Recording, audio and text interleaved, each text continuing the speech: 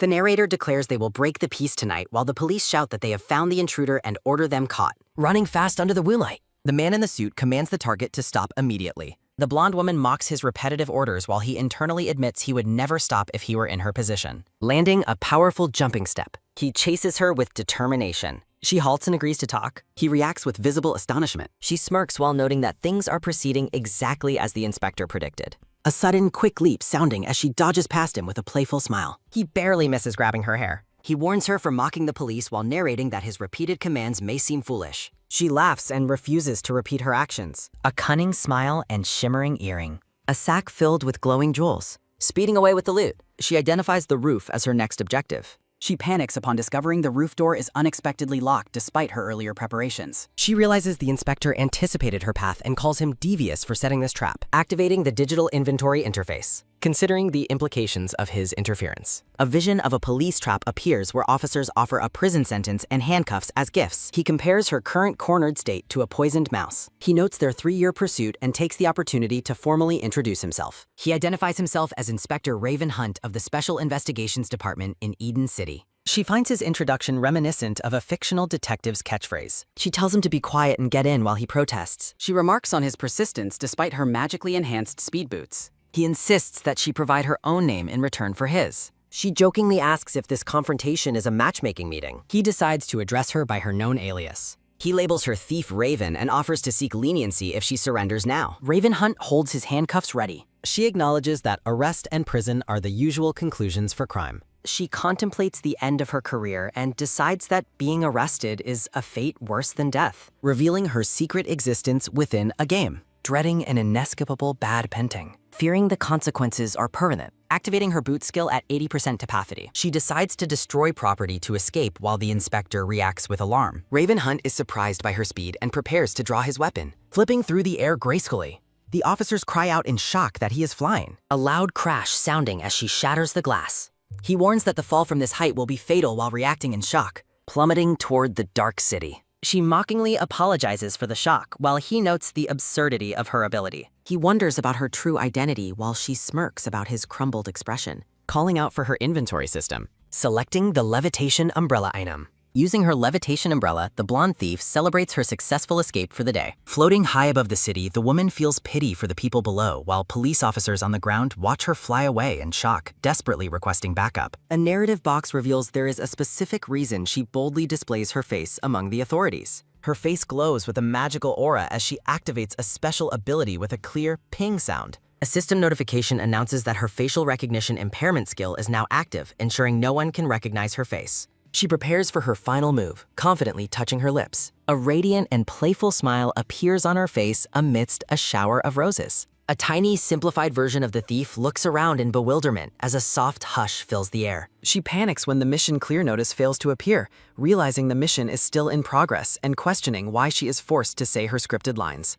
A sudden gasp escapes her as Inspector Raven Hunt leaps into the air and catches her by the ankle. With a determined expression, the inspector declares that he has finally caught her. Hanging upside down from the umbrella atop a museum statue, she furiously kicks at him and demands to be released. A narrative caption confirms the scene takes place on top of a statue at the museum. A sudden whump sound punctuates the struggle as the inspector holds on tight while they begin to fall. She screams a harsh caw at him, asking if he has a death wish and ordering him to let her go. As they crash through a window, Raven Hunt vows never to let her escape even if he dies, while she internally notes the terrifying lack of fear in NPCs. During their descent, she realizes that the stolen jewel won't matter if they both plummet to their deaths. Her eyes narrow in a moment of sharp, calculated focus. She activates her spring boots at 70% capacity, accompanied by a heavy thud as the power surges. She delivers a powerful kick to the inspector's face, warning him that the strike will hurt. The impact lands with a jarring, explosive force. His eyes reflect the shock of the blow as a sharp crack sound rings out.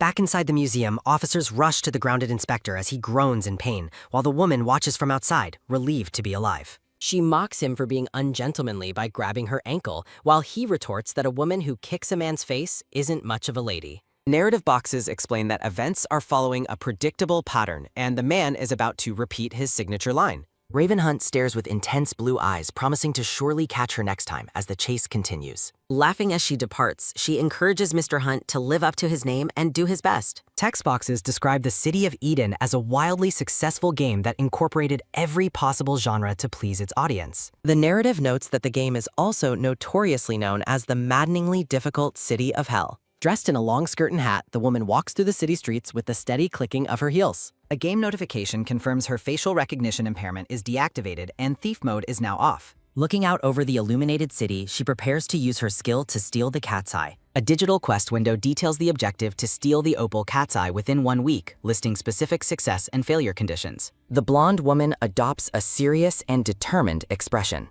The narrative explains that she was possessed into this hellish game where failure leads to arrest or death. High above the city, she stands perched precariously on a clock tower. While her real name is Gemma Steele, everything else about her identity in this world remains a complete mystery. She heads toward her destination, a place known as the homeland of criminals called the Treasure Casino. A collection of shimmering jewels illustrates the hundreds of millions of won she has successfully stolen as a genius thief. She is remembered only as a fleeting breeze and a graceful silhouette in the city streets. She returns to her residence, opening the door with a quiet creak. Removing her hat, she gives a joyful and bright smile. While taking off her coat, she sighs about the dangerous and risky life she leads as a thief. She looks down at her glowing magical boots, acknowledging she would have been arrested long ago without them. She pauses while changing clothes, letting out a soft hum in curiosity. The woman sits down on her bed to reflect on the night's events. Images of Raven Hunt fill her mind as she worries that his increasing level is making her survival more difficult. She focuses on her goal, knowing she must level up soon to avoid a fatal dead ending. A game guide explains that players earn skill points by leveling up, which can be used to boost their stats and ease the gameplay.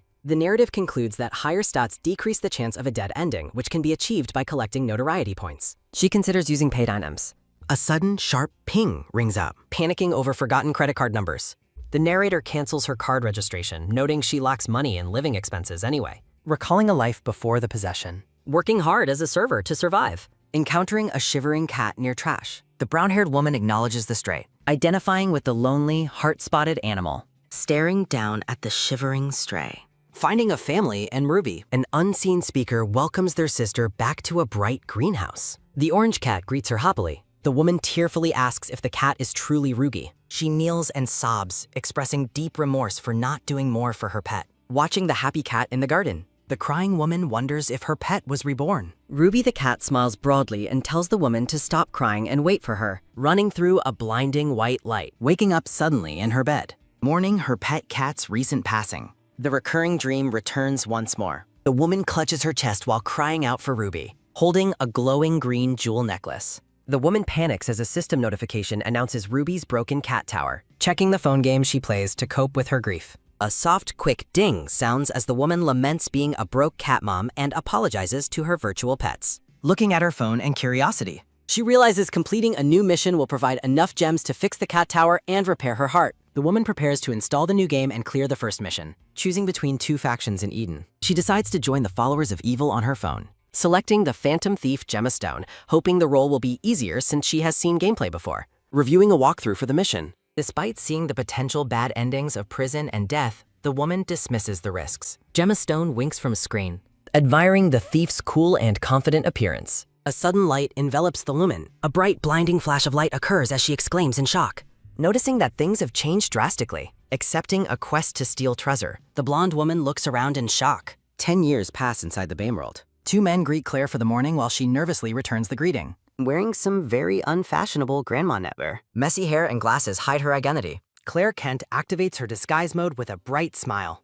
clarifying her workplace as Nevret. A coworker asks Claire if she submitted the case files from yesterday. The woman balances her secret life as a thief office assistant. A close-up of a police department badge. She considers the man who pursues her more madly than anyone else as he stands behind her. The woman with brown hair and glasses confirms that she submitted everything with a polite smile. Raven Hunt stands tall, surrounded by a shimmering floral aura. While walking down the hall, the inspector asks Miss Kent if she filed the report for yesterday's case. The woman with brown hair and glasses confirms that everything has been submitted for him. The inspector stands tall in his dark blue uniform. The woman asks if something is wrong, but the man simply replies that there isn't. A heavy atmosphere settles as the inspector glares intensely, making her feel like her heart might explode. She sweats nervously, thinking she would have confessed on the spot to being the person who kicked him. Grateful for Gemma's personality, she manages to maintain her composure under his scrutiny. While the man looks annoyed, the woman internally admires how good he looks, even in a foul mood. Narrative bubbles explain that although she fell for his handsome face, his persistent and prickly personality is fascinating. The inspector begins to ask Miss Kent a question while leaning in closer. He points out that her sweater is covered in fur and asks if she has a cat, which catches her off guard. She quickly denies having a pet, feeling relieved that it was a false alarm. She explains she likely picked up the fur while feeding neighborhood cats, leaving the man in silent thought. As the inspector stares, she realizes she has worked there for 2 years, and this is his first personal question. The woman spits out her coffee in shock when the inspector suddenly mentions Phantom Crow. He calls out her name as she coughs, while she internally wonders if he is trying to give her a heart attack. Narrative text describes a crow that steals anything glittering among a pile of jewels. A portrait of the blonde thief appears alongside a black crow holding a shimmering gem. Noting her startled reaction, the inspector clarifies that he only wanted to ask her about Phantom Crow. She thinks to herself that hearing that specific name so suddenly is not an easy thing to handle. Turning away to recover, she continues to cough while the inspector watches her closely. He asks if she choked out of nowhere, and she retorts that is the definition of choking, before asking for his question. He asks if she remembers the museum witness statements she typed, noting Sergeant Smith said he handed them to her. Relieved he doesn't suspect her, she confirms typing and filing them in the sergeant's folder. The inspector looks concerned and reveals that 3 original pages from the file are now missing. While she looks surprised, the tiny inspector firmly states that there were 10 pages total in the memo. She insists that is impossible, claiming the sergeant left the files on his desk while she was away. Looking distressed, she swears there were only 7 when she counted them. A narrative box reveals she is lying while a vision of shredded papers appears on the desk. Text boxes explain her brazen lies are tied to her purpose for working in the tiger's den. A narrative box confirms she is there to sabotage the investigation on Phantom Crow while she types away. She laments that these random missions are the worst and impossible to do without drawing attention. A text box reveals that she also torched 2 more documents to serve as decoys. She realizes sabotaging the investigation is harder than expected as the inspector places his hand on her desk. He repeats that Sergeant Smith confirmed 10 pages were handed over to her. She sweats nervously, internally calling him an obsessive maniac for his attention to detail. Flashbacks show her accidentally spilling coffee on documents and shredding evidence while apologizing profusely. Another officer approaches, suggesting that the chief should give Claire a break from the pressure. A sudden, quick click sounding as the man walks forward, noting his detective's intuition. Inspector Wesson, the second in command of the Special Investigation Unit, makes his appearance. Wesson offers to send Smith back to the museum to recollect statements, and Claire finds him charmingly helpful. The inspector looks furious at the setback while the woman admires his intense expression. She knows new statements won't be as accurate, realizing why he is so angry but enjoying his helplessness. The man begrudgingly agrees to work with the situation for now while she replies with a salute. She notices cat fur on his coat and reaches out to point it out to him. A sudden whoosh sounds as he lunges forward and catches her by the wrist. Raven Hunt pulls away, coldly stating he will handle the situation himself. A steady, rhythmic step sounds as the inspector walks away, leaving his subordinates in silence. While the brown-haired woman fumes internally over the man's attitude, Wesson assures Claire it's just his lingering frustration over losing Phantom Crow. Claire's eyes widen as the officer reveals that a legendary royal jewel was also taken. A data entry describes the Scarlet Queen's heart as a fist-sized ruby worth a measureless fortune. When the woman wonders who could steal such a thing, Wesson immediately points to the phantom thief. A sudden, sharp thud sounds as Claire freezes in shock, realizing she is being blamed for a crime she didn't commit. She recalls her true plan to use a decoy for a different gem, frustrated that her intended target was overshadowed. Memories of the gala show her plan failing as the persistent inspector managed to corner her despite her scheme. She stares blankly, wondering if her actual heist was completely buried under the news of the stolen ruby. A sharp, high-pitched scream rings out as Claire panics, realizing this misunderstanding prevented her infamy points from rising. Wesson notices Claire shaking and assumes she is simply upset over the chaos caused by the stolen loner gem. The public at the gala cheers wildly for the real appearance of the legendary thief. While Wesson laments the citywide trouble caused by one woman, Claire internally screams that she has been set up. A sudden, heavy slam sounds as she strikes her desk, swearing she never takes missions that cause such collateral damage. She broodingly reflects on her thief's honor of always returning jewels, wondering who the real culprit could be. Back at the headquarters, the narrator notes that Raven secured a vital piece of evidence during the escape. The inspector narrows his eyes, focusing intensely as he prepares to analyze the clue using traditional methods. A soft, curious meow sounds as he uses a magnifying glass to inspect strands of multicolored fur. He recalls the exact moment the fur transferred to his sleeve when he grabbed the thief's ankle last night. Standing on the balcony, he remembers finding identical cat fur at several other crime scenes recently. He wonders if the thief keeps a single calico cat or perhaps an entire box of them. A sudden soft slide sounds as he compares the crime scene sample to another one, finding them visually identical. Raven realizes the fur from the thief matches the multicolored hairs clinging to Claire's sweater. A sharp, intense glint sounds as Raven stares at his assistant's silhouette, finding her connection to the fur highly suspicious. Claire remains unaware of his scrutiny, looking down with a troubled expression. As the brown-haired woman apologizes for her mistakes, the inspector watches her from behind with a skeptical, crossed-arm stance. He tries to rationalize that Claire isn't the only one in the city who cares for stray cats. A sudden, tense stop sounds as he realizes he cannot dismiss the possibility for certain. The image of the beautiful, blonde phantom thief lingers in his mind. He notes that the criminal was bold enough to show her face openly during her heist. Despite the thief's beauty, the inspector acknowledges that Claire also has a secret following of admirers at the office. A steady, rhythmic step sounds as he walks away, thinking about how Claire is completely oblivious to her own charms. Watching her look dazed and confused, he tries to convince himself that someone so airheaded could never be a master thief. He reflects on the recent physical confrontation at her desk, feeling a twinge of guilt for acting so cold toward her.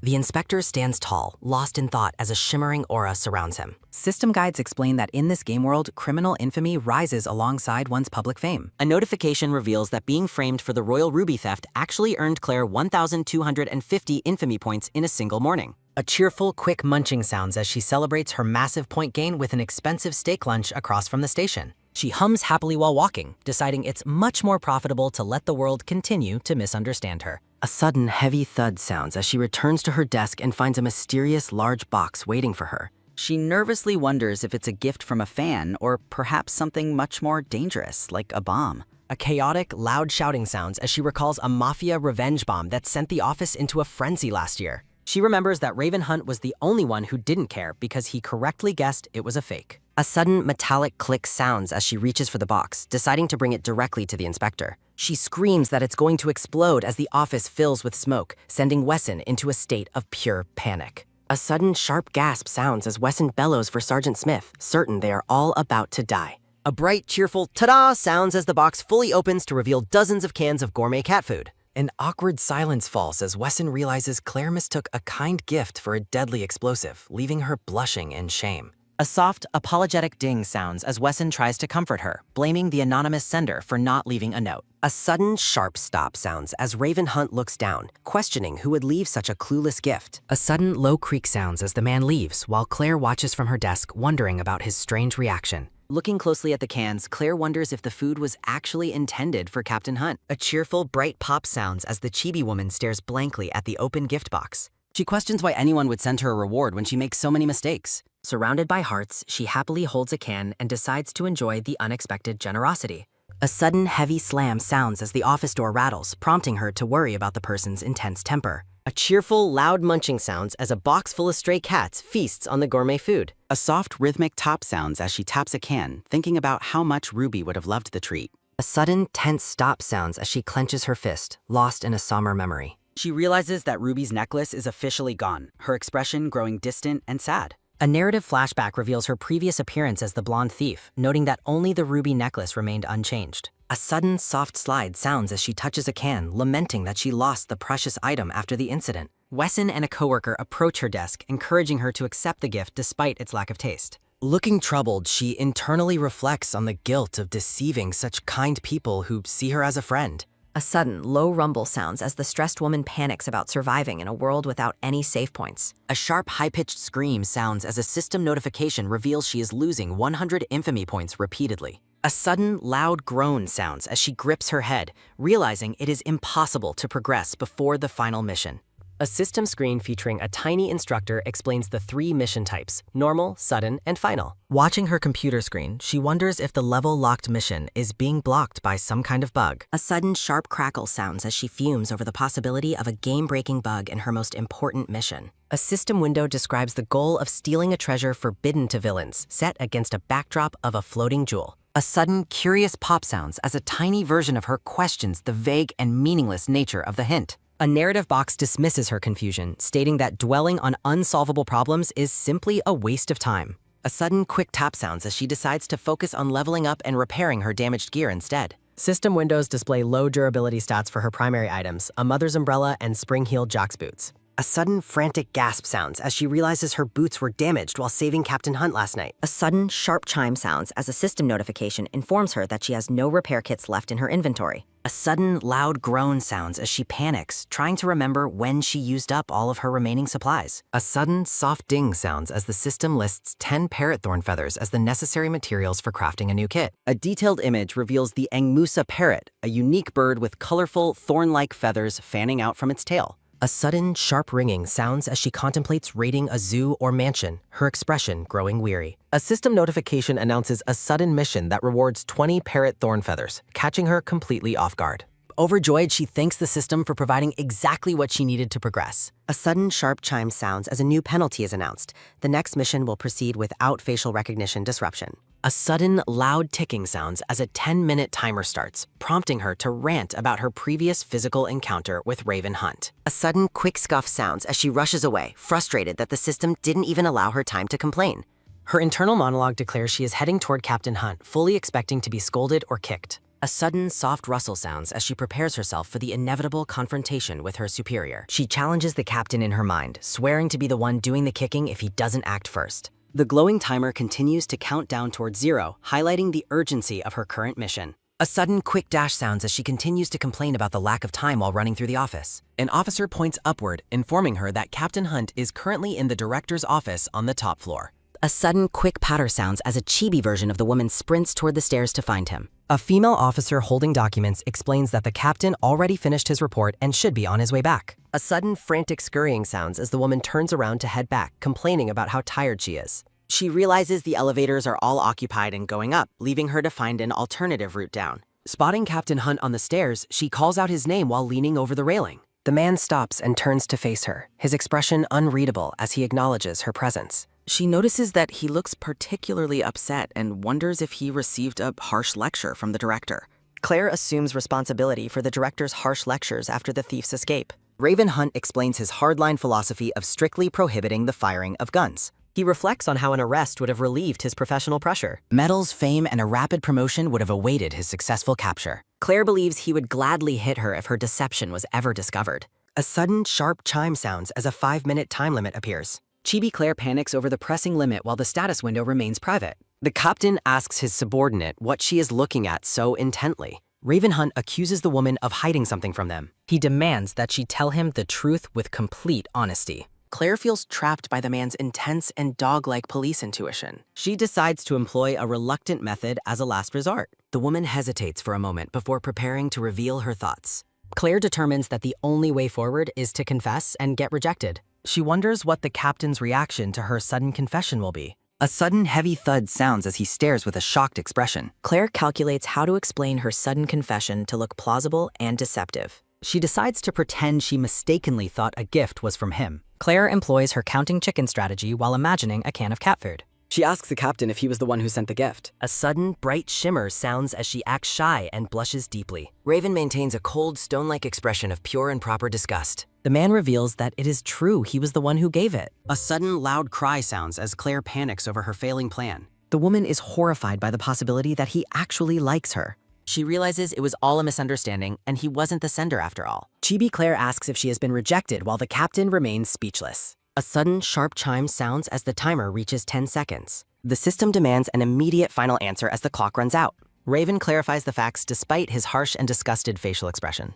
A sudden, bright chime sounds as a successful mission notification appears. Claire feels a wave of relief that the mission ended safely. Raven rejects her because their superior-subordinate relationship makes romantic contact inappropriate. He expresses his desire to keep a diligent subordinate while Claire notes his experience. Raven Hunt tells the Boeing woman that there is no need to apologize. A sudden, soft click sounds as she walks away from her superior. Claire feels insulted that she was rejected without a single second of hesitation. The woman vows to get back at Raven Hunt for the swift rejection. A sad chibi witch sits on the ground and hugs her pet. A sudden, sharp chime sounds as a notice of a new theft appears. A sudden soft whistle sounds as Gemma surveys the heavy fog with an umbrella. She acknowledges that the Emerald mission difficulty is getting higher and higher. The name of Doris Hunt is presented as the next target. Doris Hunt is revealed as a prestigious elder from an elite, talented family. A sudden soft tap sounds as the thief lands on a rooftop. Chibi Gemma questions if every person named Hunt shares the same cold personality. She doubts that an elite Chable family member would be running around as an inspector. Gemma observes a searchlight scouring the night sky for any aerial approach. A sudden quick pop sounds as she uses the police lights for navigation. The Phantom Raven prepares to infiltrate the tower to steal the emerald necklace. Raven Hunt suggests that the woman leave her house for the night to avoid a police presence. The woman addresses the officer as Inspector Hunt. Mrs. Doris Hunt refuses to flee from a petty thief. Raven Hunt encourages her to enjoy the party and show her courage. She insists on staying home while telling others they should be the ones to leave. Raven Hunt grows annoyed as she notes the police have found no traces of the thief. He argues that withdrawing the officers would let the Phantom Raven go free. Mrs. Doris Hunt bluntly states that she has no need for the police. Raven warns her that refusing help will disappoint other victims. A narrative box explains that his social leadership makes ignoring responsibilities impossible. Mrs. Doris Hunt declares her bedroom off limits for the night. She looks back and asks what he intends to do. A sudden sharp click sounds as she places a handgun on the table, preferring her own methods. Raven Hunt stares intensely at the weapon. He warns that using firearms without self-defense is a crime, while she dismisses his concerns. A sudden, loud clack sounds as Mrs. Doris Hunt confidently claims that no crime will happen. A target marker is displayed over the building where the heist will take place. A sudden, soft whistle sounds as Gemma complains about the foggy climb up the tower. A sudden quick pop sounds as she considers retreating until tomorrow. A sudden, sharp chime sounds as a system warning demands the mission be finished today. A sudden quick dash sounds as she vents about the system learning her habits. A sudden soft ding sounds as her umbrella's durability is revealed at 89%. A sudden frantic gasp sounds as she notices how quickly her gear is wearing out. She realizes the mission rewards are necessary to maintain her expensive items. The system lists Parrot Thorns, skill points, and infamy points as tonight's potential rewards. A chibi version of Gemma complains about being a millionaire only within a game. Officers below wonder if the thief with the flying umbrella is actually a witch. Gemma mocks the idea of using a low-level broomstick like Sergeant Smith. A new reward is revealed featuring special boots designed for climbing. She reflects on how much she suffered to earn this particular pair of footwear. Narrative boxes recount a messy infiltration involving a factory and a love triangle. A sudden loud bang sounds as her disguised persona, One-Eyed Nico, escapes a shootout. She uses the sucker-based skill of her boots to walk vertically up the building. A sudden soft tap sounds as her foot secures itself to the window ledge. Gemma peeks inside and spots Raven Hunt standing guard in the corridor. A sudden sharp chime sounds as she identifies the jewel's location within the room. She treats the captain as a helpful navigator while mocking his ignorance. A sudden soft slide sounds as she prepares her tools to infiltrate the room. A sudden quick scrape sounds as she uses a knife to cut through the glass. Gemma decides to bypass the guarded door by going through the window instead. A sudden soft rustle sounds as she enters the silent and empty room. A sudden heavy thud sounds as a voice notes that she is late. A sudden soft click sounds as Doris Hunt turns off a lamp, telling her she should have arrived earlier. Mrs. Doris Hunt sits with a jewelry box, expecting the thief long ago. Gemma is shocked to find the elder woman sitting alone with the target. A sudden bright chime sounds as she discovers the emerald necklace. She laments that the jewel isn't Ruby's necklace despite its color. Mrs. Hunt offers the jewel as a favor, but Gemma refuses to accept a gift. Doris Hunt is confused by the thief's refusal to take the necklace. Gemma explains that a thief can only own things obtained through illegal means. Mrs. Doris Hunt finds the thief's excuse amusing and offers to let her take the necklace if she first listens to its history. The Phantom Thief is stunned by the request. Gemma worries that Raven Hunt's presence outside the door is part of a trap to stall her. She resolves to steal the necklace and flee even if it is a trap. Deciding she has nothing to lose, Gemma agrees to hear the story. A sudden soft splash sounds as Doris pours wine and explains the necklace is more than a simple ornament. She reveals it is a family heirloom meant for the wife of the Hunt family's eldest son. Gemma realizes she is talking about her son, James Hunt II, a man she remembers for his fame. James was a courageous young prosecutor dedicated to fighting violent crimes. He was a local hero who stopped at nothing to bring criminals to justice. Doris explains that the tragedy began when a gang leader he prosecuted was sentenced to death. The gang retaliated by shooting at his car, killing James and his wife while kidnapping their young grandson. All her precious family members were lost in an instant, and only a piece of jewelry was recovered. Doris reflects on how the necklace eventually found its way back into her hands. A sudden soft slosh sounds as she pours more wine, recalling a ransom letter that arrived at the police station. Gemma asks why that lead was not used as a way to find the missing grandson. A sudden soft chuckle sounds as Doris explains that yielding would have made her son's sacrifices meaningless. She recounts a failed sting operation to exchange ransom money for the child that ended with the signal being lost. Doris has spent the last 20 years searching the entire country for her lost grandson. A sudden soft splash sounds as she explains her search eventually turned toward finding proof of the child's death. Gemma realizes the elder woman only wants to find closure and escape her personal hell. Doris has endured 20 years of crushing guilt and sorrow over her family. A sudden soft sigh sounds as Gemma empathizes with her, remembering her own grief after losing Ruby. Gemma recalls how the media turned the tragedy into a scandal regarding the lost heir. Sensationalist articles were printed about the child's uncertain fate under the guise of offering comfort. A family's deep tragedy was exploited for the sake of public entertainment. Gemma reflects on a few months since she first arrived in this game world. Doris looks on with sorrow as she watches her grandson from a distance. Rumors spread that her grief had caused dementia, but her sharp gaze was enough to silence the gossip. A sudden, soft creak sounds as Doris leans back, assuming the thief already knew the public details. She explains that Raven blames himself for the incident and she refuses to burden him with the family necklace. A sudden soft top sounds as Doris concludes the necklace is purposeless because Raven shows no interest in marriage. A sudden bright chime sounds as Doris presents the emerald necklace and invites the thief to take it. The woman confesses that she can no longer bear to look at the painful reminder. Gemma stares back at her in silence. Gemma knows snatching the jewel and running would end her troubles immediately. She realizes failing the mission carries a massive penalty that could trap her in the game forever. The emerald necklace glitters in the dim light. Gemma remembers her former life with her pet while looking at the tool. A vision of the Happy Hunt family before the tragedy appears in the background. The memories contained within the jewel are the most precious treasure of all. Gemma understands that the system's message about a treasure not allowed to villains was literal. A sudden, soft rustle sounds as Doris holds the open box toward her. The thief and the elder share a long, heavy look of mutual understanding. A portrait of the late son and his wife sits on a side table. A sudden loud clack sounds as Gemma turns her back and walks toward the exit. Raven Hunt waits in the corridor, characterized by his pride, intelligence, and unwavering confidence. Raven watches from the window as the thief departs into the night sky. A sudden, sharp chime sounds as a notification appears announcing that the thief gave up on the heist. A sudden, sharp chime sounds as a massive penalty is imposed for the failed mission. Gemma clutches her head in deep regret over her decision to interfere. A drawing of the emerald necklace is accompanied by notes questioning the nature of a righteous thief. A sudden, sharp chime sounds as system notifications reveal a massive surge in fame and government embarrassment, much to Gemma's dismay. A sudden, soft sigh sounds as Gemma laments that despite her growing public notoriety, she remains completely broke. Gemma grows increasingly anxious as she suspects an investigator, rather than Mrs. Doris, leaked information to the media. A sudden quick pop sounds as Gemma activates a skill to identify the person responsible for the leaks. A sudden soft chuckle sounds as a chibi Gemma eavesdrops on officers discussing the Hunt family. A female officer laughs as she notes that no one spotted the thief despite the heavy security. Gemma reflects on how popular the absurd rumors about the heist have become within the police department. A sudden soft snort sounds as Gemma dismisses the conversation as a waste of her skill, noting that shared surnames do not guarantee a family connection. A sudden heavy thud sounds as a group of investigators arrives, led by a man offering a polite greeting. A sudden soft rustle sounds as the man identifies himself as Clive Chase from the Central Investigation Bureau. Gemma is stunned by the unexpected arrival of the high-level investigation team. Clive explains that the thief Raven case, once left to local authorities, is being escalated. Clive announces that the Central Bureau and the police will now conduct a joint investigation. A narrative box notes that the number of factions pursuing the thief has suddenly increased. The massive headquarters of the Central Investigation Bureau looms over the city. Narrative boxes explain that the two departments are rivals, and a joint effort is often employed to steal credit. Dark text notes that Raven Hunt must be in a terrible mood given the circumstances.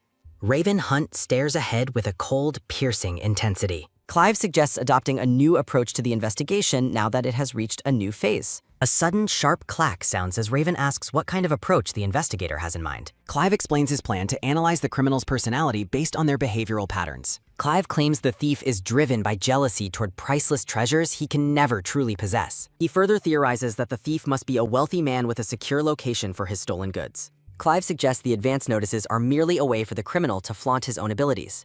An elegant woman in a purple gown laughs as she declares her intent to steal what she cannot have. Clive concludes that the thief has low self-esteem, prompting Gemma to internally tell him to stop barking. A sudden, heavy silence fills the room as Gemma curses her situation from the back of the meeting. A sudden, quick gasp sounds as Gemma covers her mouth, apologizing to Raven for being lost in thought. Raven acknowledges that while inappropriate behavior should be punished, he decides to let it go. A sudden, soft slide sounds as Raven dismisses Clive's analysis as pathetic and cuts through his logic. A sudden, quick flinch sounds as Raven expresses his disappointment, leading Clive to ask if his analysis is being questioned. Raven argues that the thief's haughty tone and choice of words do not match the intonation of the upper class. A sudden, soft chuckle sounds as Clive asks the inspector for his own theory on why the thief steals jewels. A sudden, sharp chime sounds as Raven suggests the thief is acting under coercion and being forced to steal. Gemma's memory flashes to a moment of distress where she begged not to be given a jewel. Narrative boxes describe a special offering that must be stolen and presented from a golden cage. Raven points out an odd detail regarding the precise wording of the heist's advance notice.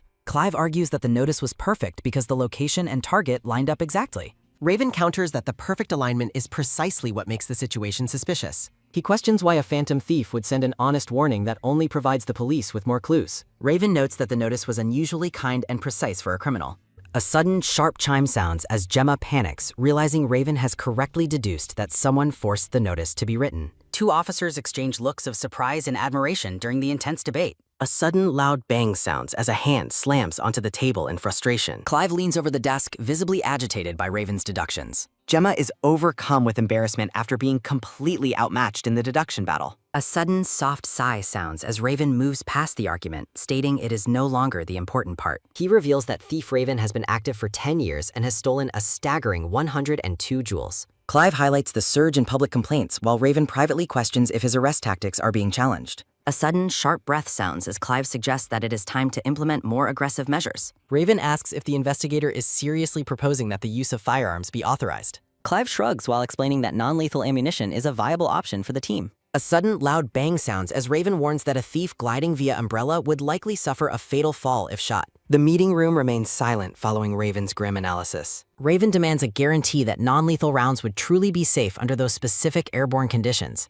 Clive argues for the necessity of the arrest while internally lamenting Raven's tendency to nitpick every plan. Raven dismisses the idea of using dangerous weapons, noting Clive's clear frustration at being outmatched. Narrative text notes how Thief Raven's actions perfectly align with the character description provided in Doris Hunt's testimony. Raven recounts Doris Hunt's final words during their previous conversation. In a memory, Doris describes the jewel as a treasure that a monster like her is unworthy of owning.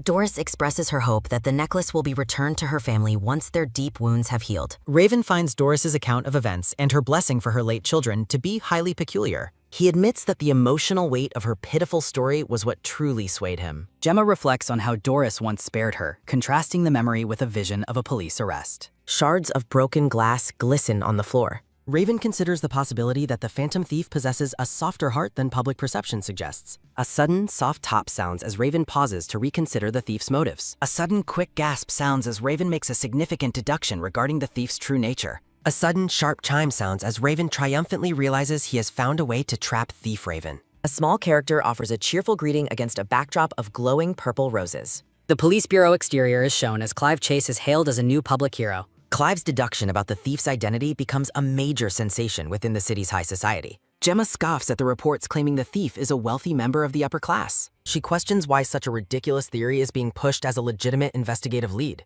Gemma realizes that having an inaccurate public description actually works perfectly in her favor. She suspects that someone else must be the real mastermind behind the investigation's new direction. Raven argues that the notice's precise wording suggests it was dictated by someone else entirely. Gemma is shocked that Raven's deduction has perfectly identified the truth of her forced situation. A sudden cold shiver sounds as a chibi Gemma wonders if Raven has read her mind. Gemma accepts a new mission to steal a red diamond from the hopeless Grand Mansion while the bureau is empty. A radio plays in the background as the time for the heist's arrival draws near. Gemma reacts with surprise as the expected signal finally arrives. She picks up the phone and identifies herself to her caller. Smith explains that he forgot his equipment and asks if she can bring it to the scene. A sudden, quick thud sounds as Gemma grabs the bag, ready to assist. Gemma smiles as she confirms she will bring the black bag to Smith's desk.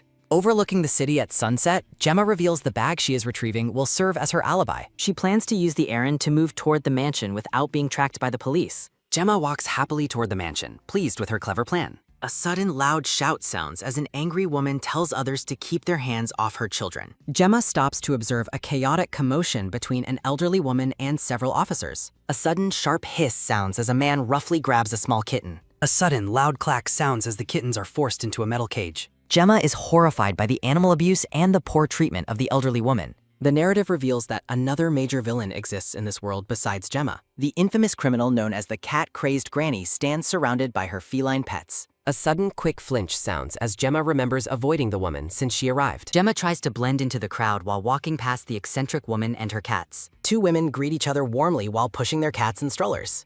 A sudden sharp hiss sounds as a man attempts to seize a cat while the elderly woman protests that she only had her beloved Ruby. A sudden loud shout sounds as Gemma intervenes, identifying herself as an officer and refusing to let the maltreatment slide. The officer asks Gemma not to misunderstand, claiming they are merely taking proper measures to deal with the situation. He argues they are removing the cats to find better owners, but a sudden, quick gasp sounds as Gemma reacts with visible skepticism. Clenching her fist, Gemma scoffs at the idea that wealth is the only factor in being a good owner. Gemma remembers her own cat, Ruby, who was happiest with her despite their modest living conditions. Gemma stands determined to challenge the officer's flawed logic and protect the animals. A sudden soft meow sounds as a well-groomed cat peers out from the containment net. Gemma points out the cat's healthy appearance as proof of care, and the officer reluctantly admits she is correct. A sudden heavy silence sounds as Gemma asks if a shelter can guarantee the cat's happiness, leaving the officers unable to respond. Narrative text notes that for the animals in this city, shelters are often a grim destination. A vision of a dark, crowded shelter confirms that such places are no different from hell for a cat. Narrative boxes explain that cats frequently die in cages, justifying the grandmother's intense fear. Dark text notes that the workers' harsh attitude makes it obvious how poorly the cats would be treated. Overlooking the city at sunset, Gemma prepares to deliver a final legal point to end the conflict. She explains that legally seizing an owned animal requires the owner's consent or a government administrative order. A sudden, quick flinch sounds as the chibi officers realize they are caught in a procedural violation. A sudden, sharp clack sounds as Gemma orders the immediate return of the cats with princess-level care, prompting a terrified apology. Gemma reflects on the irresponsibility of the workers while the elderly woman clutches her cat in relief. The woman asks for her name, and Gemma introduces herself as Claire Kent from the police bureau. A sudden soft rustle sounds as Gemma offers a bag of treats to soothe the frightened kittens. Gemma offers a final reassurance to the grandmother as she prepares to depart for her mission. A sudden sharp chime sounds as Gemma receives a confusing system notification regarding a mansion. Realizing she is running late, Gemma bows and announces she must head back to her duties immediately. Gemma hopes her good deed for the day balances out the heist she is about to perform. A sudden sharp chime sounds as a system message confirms she has arrived at the designated crime scene. A sudden loud shout sounds as Gemma pushes through the chaotic crowd at the mansion gate, identifying herself as police.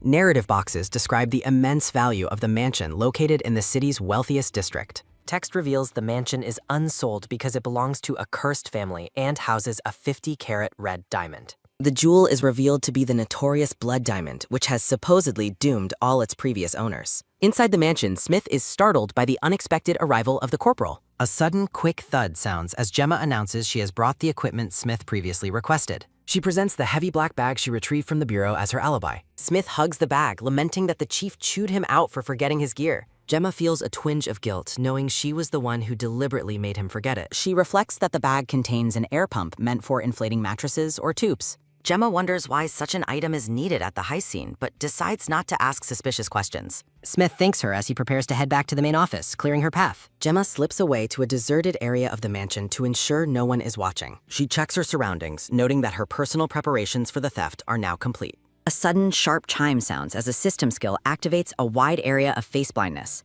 Shimmering light surrounds Gemma as she begins her transformation into Thief Raven. A text box asks if the operation should finally begin. Gemma prepares herself for the heist as she moves into position. Thief Raven gazes ahead with cold intensity, ready to claim her target. A sudden sharp chime sounds as Gemma opens her system inventory to select her gear. She picks out spring-loaded boots and a bulletproof vest from her collection of specialized items. Gemma recalls Raven Hunt's warning about the police using firearms and decides to save her defensive gear for an emergency. Observing the marker's position, Thief Raven deduces the diamond is deep in the basement and activates a skill to begin her infiltration. A sudden sharp chime sounds as a system notification questions her recent whereabouts and activities while the skill was active. A sudden soft swoosh sounds as 3 officers stand guard before a set of ornate double doors. The guards exchange excuses to leave their posts, with one saying, "I'll just go make a quick call," and the other adding, "Oh, I need to use the restroom too." Narrative text notes that the great effect comes with major drawbacks as Gemma sneaks past, whispering, "No one's around, right?" Narrative boxes explain that if even one person notices the anomaly, it will have the opposite effect and alert everyone to her presence. A sudden, sharp click sounds as Gemma reaches for a door handle, recalling that Hunt caught her like that once before. In a memory, Raven Hunt demands answers from his team, asking, "Leaving your post in the middle of an investigation? What are you all doing here?" Narrative text expresses admiration for his sharp intuition and his ability to realize exactly what skills she was using. A sudden, soft thud sounds as Gemma moves through the mansion, realizing that Hunt is far more than a simple NPC programmed to chase her. Thief Raven's blue-eyed narrows in focus. System notifications reveal that 4 officers and 1 civilian are stationed in the basement, providing information worth $7 million. Gemma reflects on the intel she gathered by eavesdropping on a secret meeting before confidently heading down into the basement. A sudden, soft rustle sounds as Gemma rounds a corner and comes face to face with a red-haired man, prompting a shocked gasp. The red-haired man blushes and stares at her with tearful intensity while presenting a jewelry box, creating an unexpected situation. Gemma stares at the man in confusion. The man claims she has returned for the ring, while Gemma internally asks herself when she ever did such a thing. She wonders why the man looks so distraught. A sudden, sharp click sounds as the man opens a jewelry box, telling Miss Crow to take responsibility for her actions. Surrounded by glowing flowers and hearts, the red-haired man presents a sparkling ring. Gemma reacts with horror to the bizarre scene. Narrative boxes reveal that Gemma has an obsessive fan club that treats her heist locations as pilgrimage sites. The head of the Hopeless family reveals himself as a fan, leading Gemma to think he's lost his mind for proposing marriage to a thief. Gemma demands he let go, but the man shouts, "You wicked thief! Do you know how long I've been waiting?" With a face full of blush and tears, the man yells, "I'll punish you! Marry me!" Talk about an aggressive way to pop the question. A sudden, sharp snap sounds as Gemma's patience breaks, and she menacingly asks if he wants some bread. A sudden, loud bang sounds as she punches him, shouting, "Porridge, bread," while her combat skill activates. A sudden, quick thud sounds as the man is sent flying backward, losing his grip on a beautiful ring. Gemma leaps into the air to catch the flying ring, noting that her only original intention was to steal the jewels. A sudden, sharp tap sounds as she realizes she needs an immediate change of plans.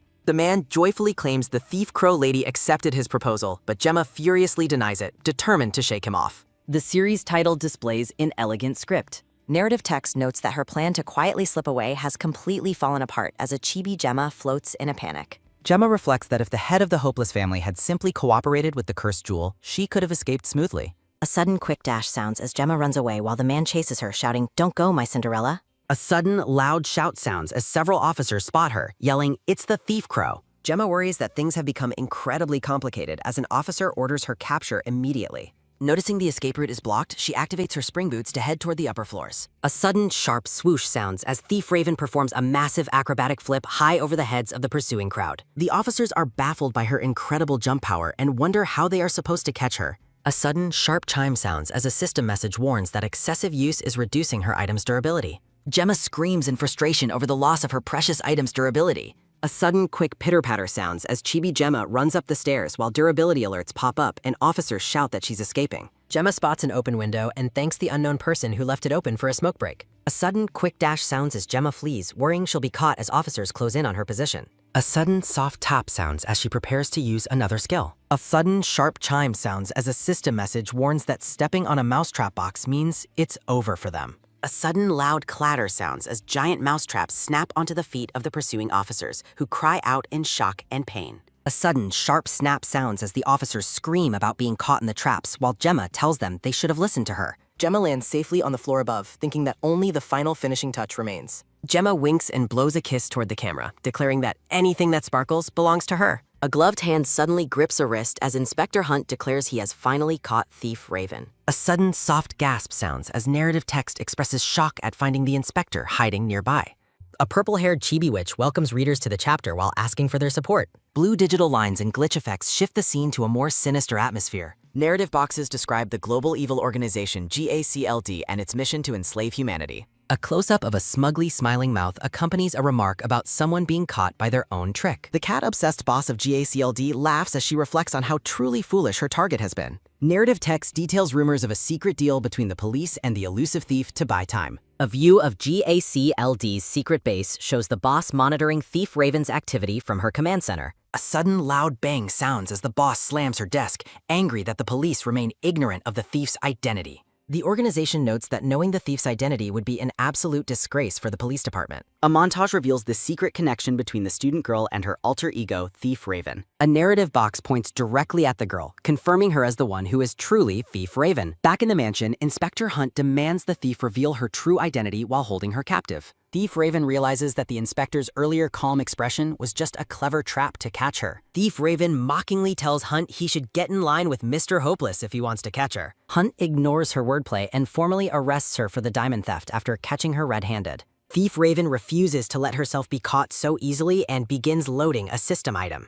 A sudden loud pop sounds as a butler's umbrella manifests to break her free from the inspector. Inspector Hunt asks in total disbelief how she managed to pull out an umbrella all of a sudden. Thief Raven thinks to herself that her summoning ability is a secret she can never reveal. A sudden sharp tap sounds as she prepares her next move while the inspector watches closely. Hunt remains determined and vows to catch her no matter what tricks she tries to pull. Raven questions his sanity while the inspector reflects that he nearly fell to his death from the window. A sudden sharp chime sounds as Hunt's tight grip begins wearing down the durability of the thief's item. Hunt offers to let go only if she agrees to surrender peacefully and stop resisting arrest. A sudden sharp click sounds as the thief is startled by a new threatening noise nearby. A sudden loud shout sounds as Thief Raven realizes Officer Chase is preparing to open fire. Thief Raven watches in terror as the officer prepares to shoot, wondering if he is actually serious. Inspector Hunt suddenly lunges forward to shield Thief Raven as she screams out in shock. A close-up of Thief Raven's eye captures her moment of pure terror and disbelief. A sudden sharp bang sounds as a bullet strikes Inspector Hunt, causing him to groan in intense pain. A narrative box expresses utter disbelief at the sudden and violent turn of events on the roof. Thief Raven is left stunned, wondering why the man tasked with catching her just saved her life.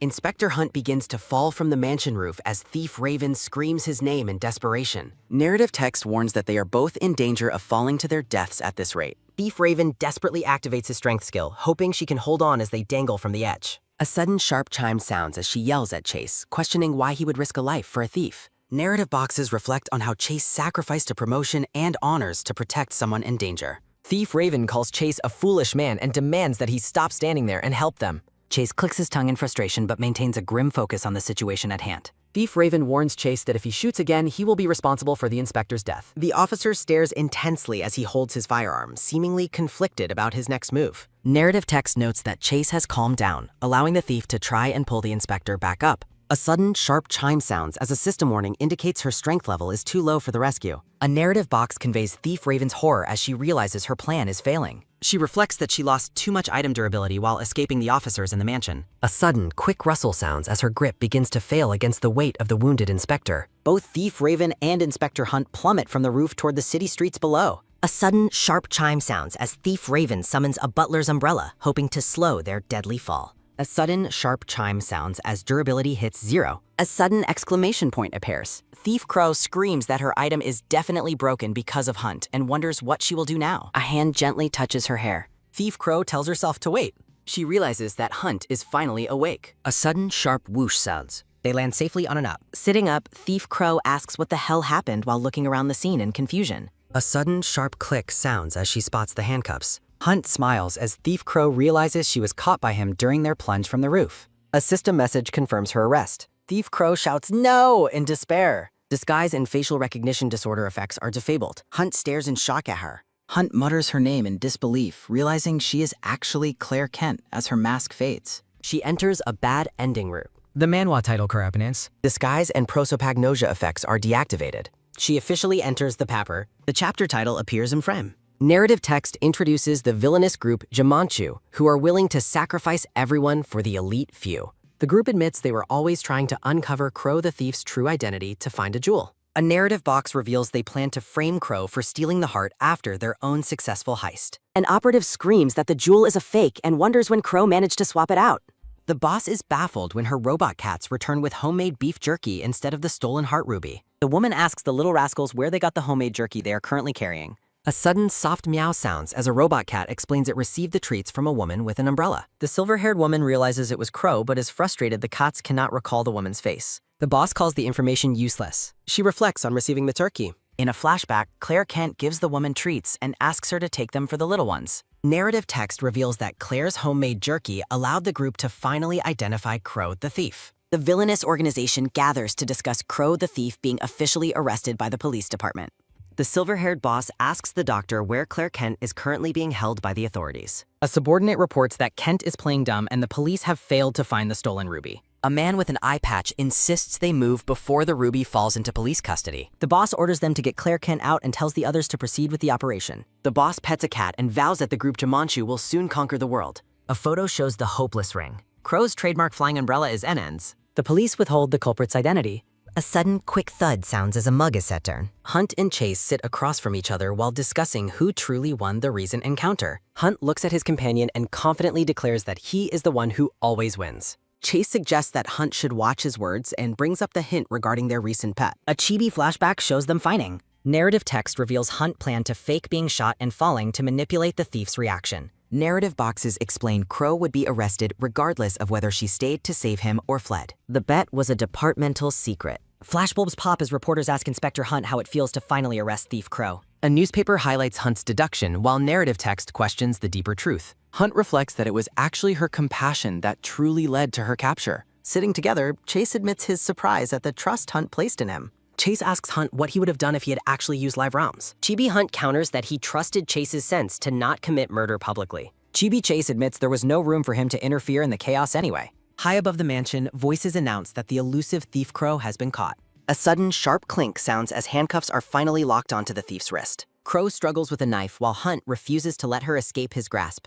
The inspector pins her down, leaving Crow visibly shocked by his sudden dominance. Crow brandishes her blade and yells that Hunt clearly doesn't value his own life. Hunt smiles calmly and asks if she is truly worrying about him right now. Crow complains he is heavy as other officers laugh at their awkward physical struggle. Chase reflects that the scene looked more like a lover's quarrel than a police arrest. Chase tells him to lighten up, but Hunt fumes over jokes regarding an investigation. Chase smirks as he reflects on why the loser of their bet is acting victorious. Chibi Claire laughs while admitting she was the phantom thief the entire time. Hunt notes the audacity of a wanted fugitive working inside the very police unit hunting her. The organization Jumanchu watches on as the police department is shamed by the infiltration. An older official enters the room and asks if the inspectors have been waiting long. The gray-haired man demands to know how Hunt plans to clean up this massive mess. Hunt prepares for a long talk as the downfall of his career begins to loom. A sudden, sharp chime sounds as various criminal groups and fan clubs target Claire online. Claire sits dejectedly on the floor of her cell, head bowed in deep defeat.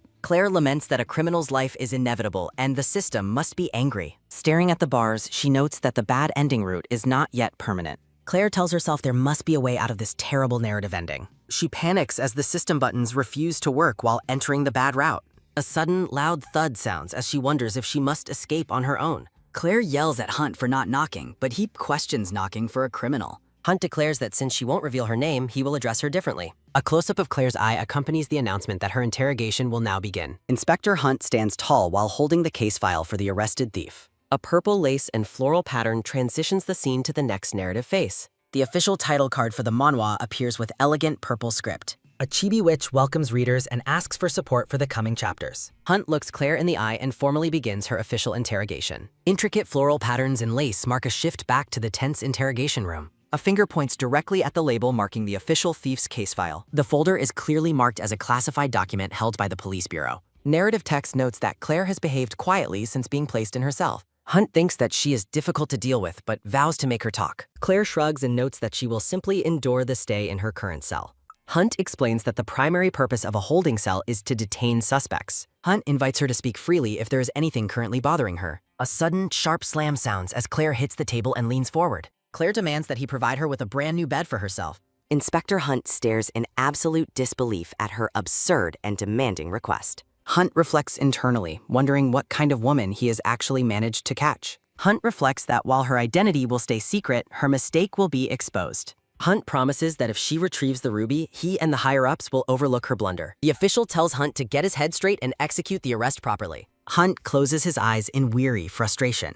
Hunt suggests she might even go home sooner than expected, leaving her visibly stunned. Claire holds her cot and worries that her pets must be starving without her. Claire finally agrees to speak. Hunt asks if the heart of the Scarlet Queen is what she truly wants. She has repeatedly denied stealing the heart of the Scarlet Queen. Hunt sighs if she ever gets tired of lying to him. Chibi Claire fumes as she realizes he doesn't believe her honest testimony. She insists to herself that she is innocent of this specific crime. Hunt demands to know the location of all the other jewels she has stolen.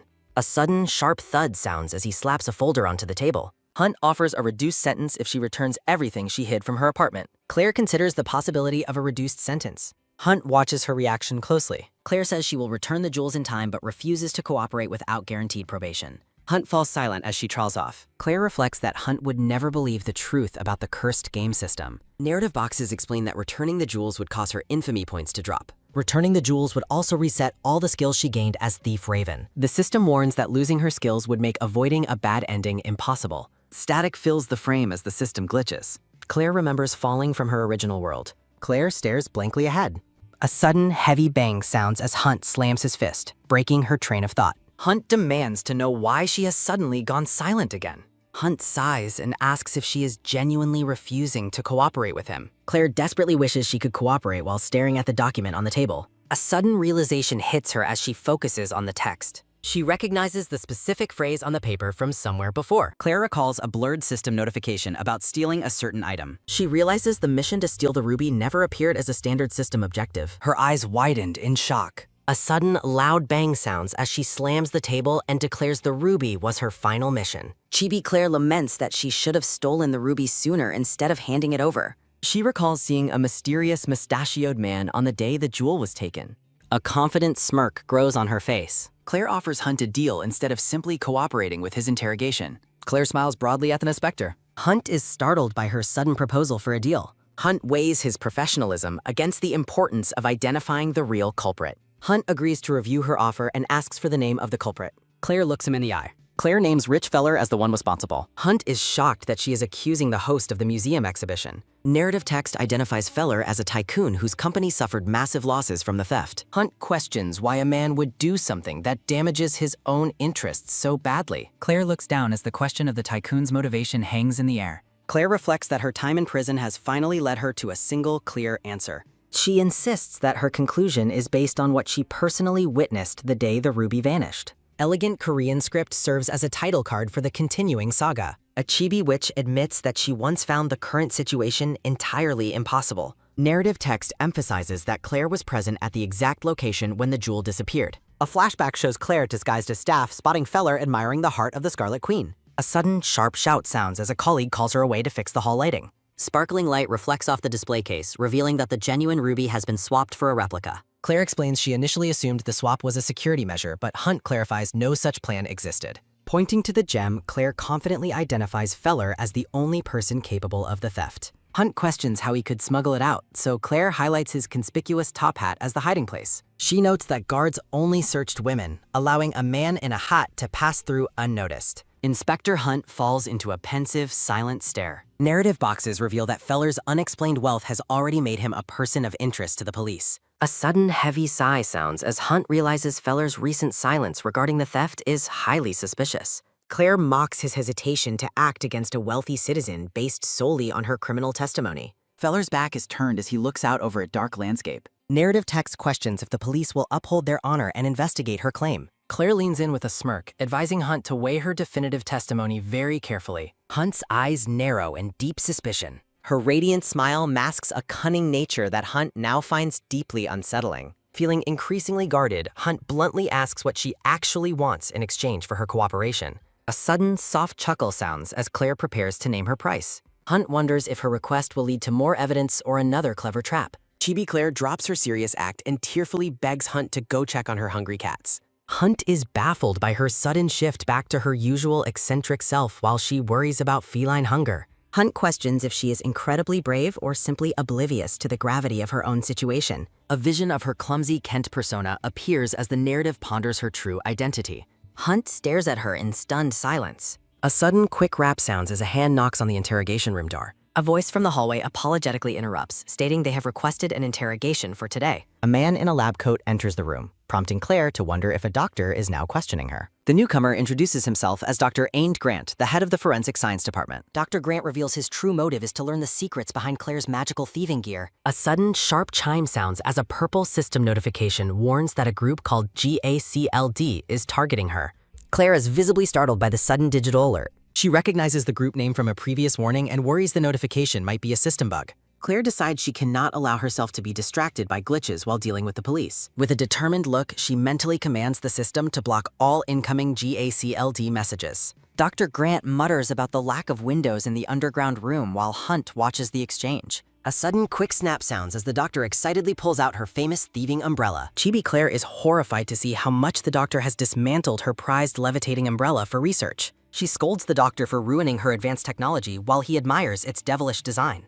Dr. Grant laughs nervously while Claire fuming over his blatant curiosity regarding her tools. Hunt interrupts the bickering and hands Claire a large shopping bag, much to her surprise. He explains that he brought the crafting tools she requested to help ease her boredom in the cell. Claire's eyes widen as she finds a bottle of pills that she never asked for. Hunt softly explains it's for pain, thinking she might have been injured while saving him earlier. Holding the bottle, Claire wonders why the man hunting her is suddenly showing such genuine kindness. A sudden, soft rustle sounds as Hunt turns to leave, promising to check on her cats as requested. Claire thanks Hunt for the medicine and for agreeing to check on her cats. Hunt watches her with a deep, unreadable intensity. A faint, subtle smile plays across the inspector's lips. Chibi Hunt urges her to surrender properly instead of playing games with her testimony. Chibi Claire fumes as she maintains her innocence regarding the stolen ruby. She worries that the police are trying to manipulate her into a false confession. Claire smiles confidently as she considers her next move. Clenching her hand, she vows to avoid a bad ending at all costs. Glancing at the doctor, Claire realizes she must escape before she is transferred.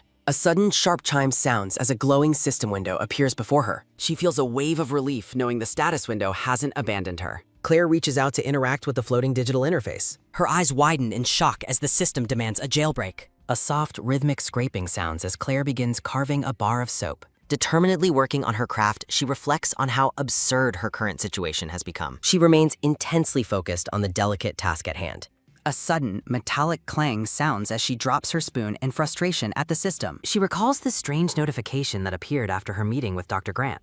The mission requires her to craft a realistic fake pistol out of soap. Claire reflects that her destiny has taken an unexpectedly artistic turn. She manages to procure some paint, making the fake weapon more convincing. She stares out with a cold, calculating gaze. Fuming over the choice, she questions why a fake gun affects someone's favorability.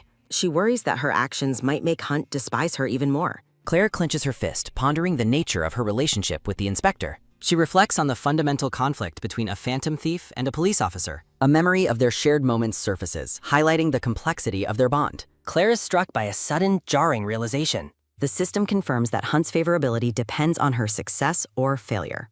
Silence hangs over the cold, gray corridor of the detention center. A sudden, heavy clomp sounds as footsteps approach her cell. Claire is startled to see the chief and a group from the Investigation Bureau. The chief coldly informs her that her case is being transferred to the Central Bureau. A sudden, sharp gasp sounds as Claire stands up, shocked that Hunt said nothing. She freezes, processing the sudden change in her situation.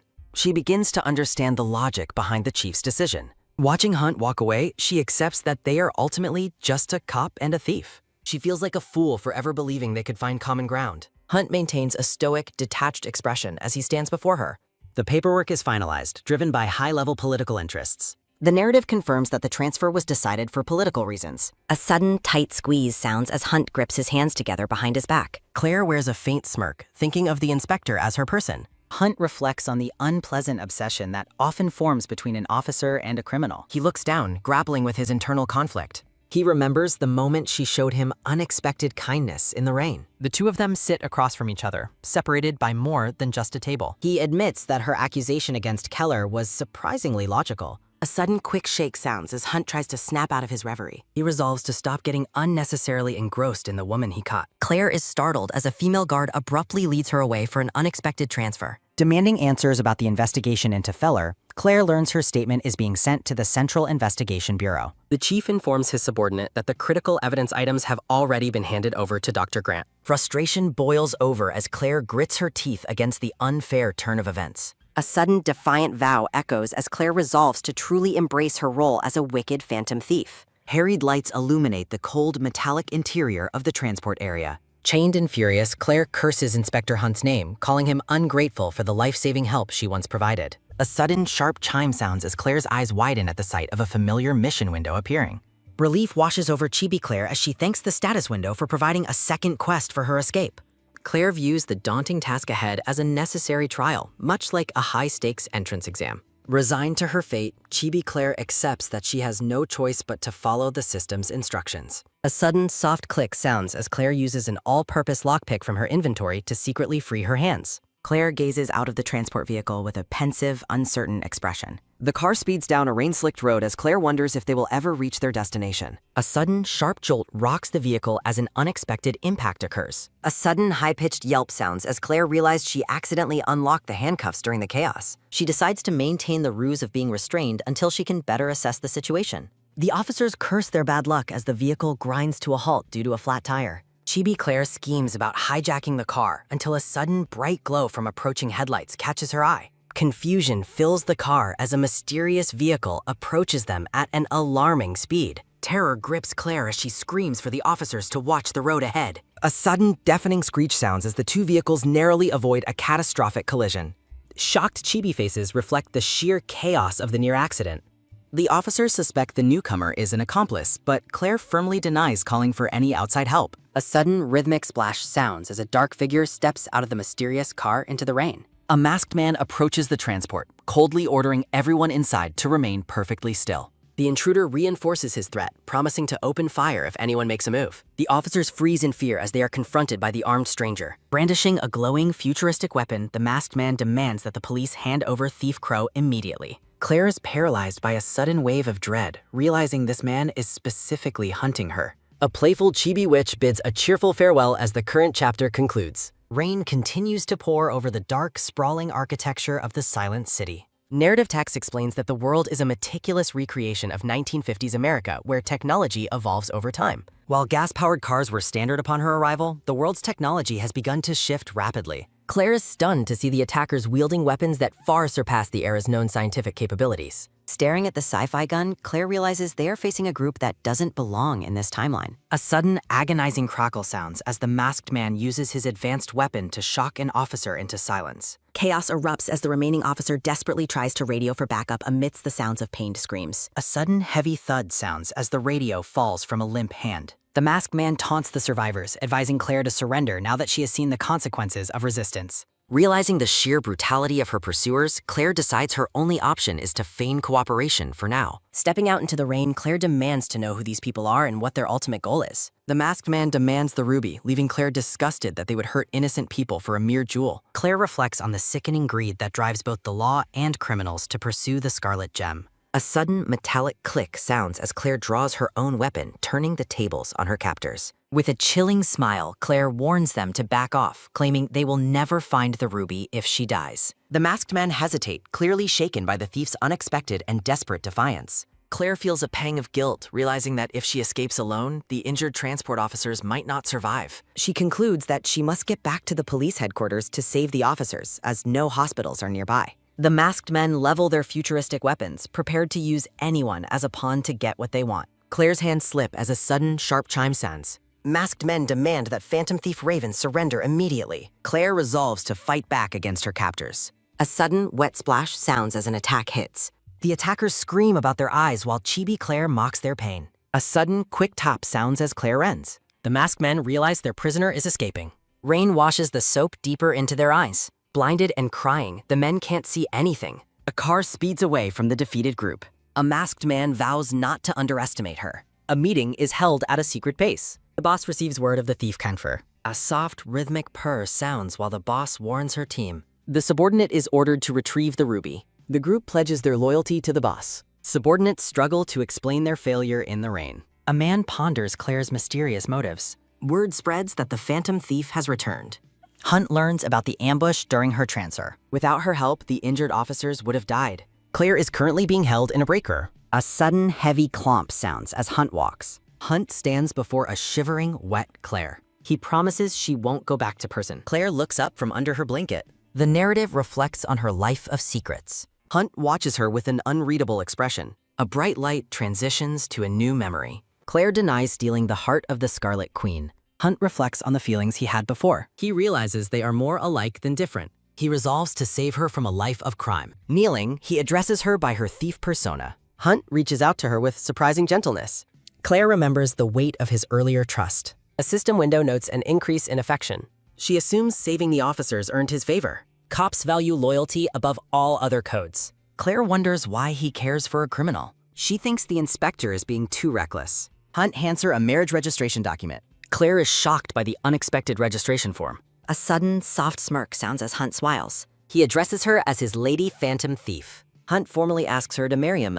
Chibi Claire screams in utter confusion and shock. The scene shifts to several days ago. The director discusses Claire's selfless return to headquarters. The director approves an investigation into the man Claire named. Evidence suggests Rich Feller is deeply connected to the ruby. Surrounded by gold, the suspicious millionaire is notorious for his litigious nature. A strategy is needed to safely approach him. The director suggests infiltrating a high society club where Feller serves as chairman. A sudden sharp tap sounds as Hunt is told he must become a married man. Night falls over the city streets as the scene shifts. Hunt explains that the police have officially launched an investigation into Rich Feller. He states they need someone to play the role of his wife. A sudden loud gasp sounds as Claire demands to know how the conversation escalated so quickly. She is clearly showing her utter hatred for the idea. With his pride wounded, Hunt clarifies he is not making the offer because he likes her. He emphasizes that this is strictly a sham marriage for the sake of the investigation. Claire questions the current need for cooperation since there's likely not enough evidence yet. She reminds him that her testimony alone is not enough to move the police force. A sudden soft thud sounds as Hunt admits it is a hunch backed by a strong motive. Hunt notes the Brixton royal family owns the ruby, while Claire asks what that matters. He explains Feller's grudge stems from being the illegitimate son of the former king of Brixton. Hunt recounts how Feller once demanded the ruby as his royal inheritance. A sudden mocking laugh sounds as Claire hears that Feller lost his paternities here. Claire reflects on the man's greed for national treasures despite his illegitimate status. Narrative text suggests Feller is waiting for any opportunity to steal the jewel back. A sudden quick shrug sounds as Claire notes that a grudge is more important than money. Hunt looks down at the documents with a determined gaze. A sudden energetic pop sounds as Claire agrees to cooperate to avoid prison. Chibi Claire celebrates this lifeline while asking what her specific role will be. A sudden sharp rip sounds as Claire realizes the proposal was not a joke. A sudden heavy slam sounds as Claire asks why he would risk an undercover operation with her. Hunt simply points out that she is an expert at stealing jewelry. Claire is left speechless by his logical but frustrating reasoning. A sudden dull thud sounds as Claire questions why the partner must be him. Hunt explains the target demographic requires elite couples with perfect reputations and wealth. He maintains that he is the only investigator who fits those specific criteria. He realizes they need a surveillance role that can specifically handle the Phantom Thief. Hunt decides there is no need to tell her the full extent of his thoughts. A sudden tight squeeze sounds as he grips his hands together. Claire asks if he is an upper-class inspector and why that fact was kept secret. Hunt explains his name is a pseudonym given to him for his cleverness. A sudden soft hum sounds as Claire asks for his real name. A sudden loud snap sounds as Claire grows annoyed by his secrecy. To avoid a bad ending, she resolves to do whatever is necessary to stay out of prison. A sudden rhythmic scratch sounds as she signs the document with the name Gemma. He finally reveals his true name as James Hunt III. Chibi Hunt confirms the name while Claire remains frozen in shock. Claire realizes with a start that he is the famous missing heir. Narrative text explains he was the prestigious Hunt family heir kidnapped as a child. After returning 20 years later, he lived in hiding despite his massive family fortune. Surrounded by symbols of wealth, Claire wonders why such a rich man chose this life. Hunt sits before her, his true identity finally brought to light. Chibi Claire screams about him choosing to suffer in a musty cell with criminals. The two sit in silence, the weight of the new deal hanging in the air. Hunt prepares to speak, his expression unreadable. A sudden, firm grab sounds as Hunt takes her hand. He gazes at her with a gentle, soft smile. A system window confirms their new legal status as a couple. Claire insists it's a sham while the director offers to handle the paperwork. Hunt shrugs, clarifying the marriage ends after the case with no asset sharing. A sudden sharp glance sounds as Claire agrees to divorce once the ruby is found. They confirm her crimes will be nullified after the operation concludes. Hunt reveals her new background as an outsider from Oakley State. The fabricated story describes them as childhood friends who were separated. The narrative adds that Gemma's family fell into bankruptcy after a drought. Hunt's role is the hero who saved her from an unwanted rich suitor. He tells her to memorize this cliché backstory before the wedding. Claire is left completely speechless by the mention of a wedder. An elegant, white wedding dress glitters under the boutique lights. Claire wonders if the police are truly serious about this plan. A woman introduces herself as the secretary for the new bride. She provides intel on target guests, like an archaeology professor named Doug Graves.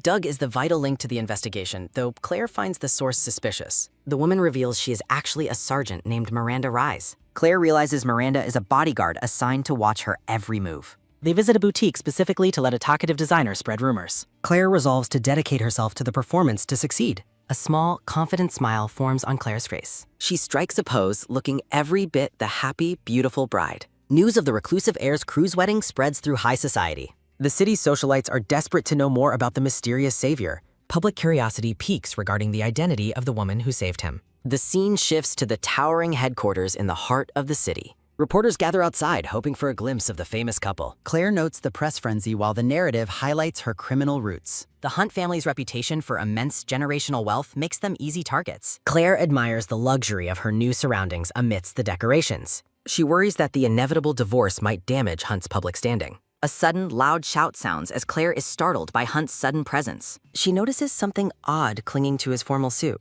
A sudden, quick snatch sounds as she grabs a rare bird feather. Claire is shocked to hear the stern inspector use a cute pet name. The feather is a rare tropical item, a truly unexpected find. Seeing an opportunity, Claire quickly pockets the valuable treasure for her inventory. A sudden, rhythmic knock sounds as a servant announces their relative's arrival. Claire is furious that she wasn't warned about meeting Iscanley. Hunt is clearly stressed, proving he was also caught off guard. He explains that his relatives believe the marriage is genuine. Hunt warns her that their act must become flawless from this point on. Claire blows a kiss, signaling her readiness to start the show. She is determined to act her heart out to avoid failure. Hunt is surprised by how quickly the thief adapted to the pressure.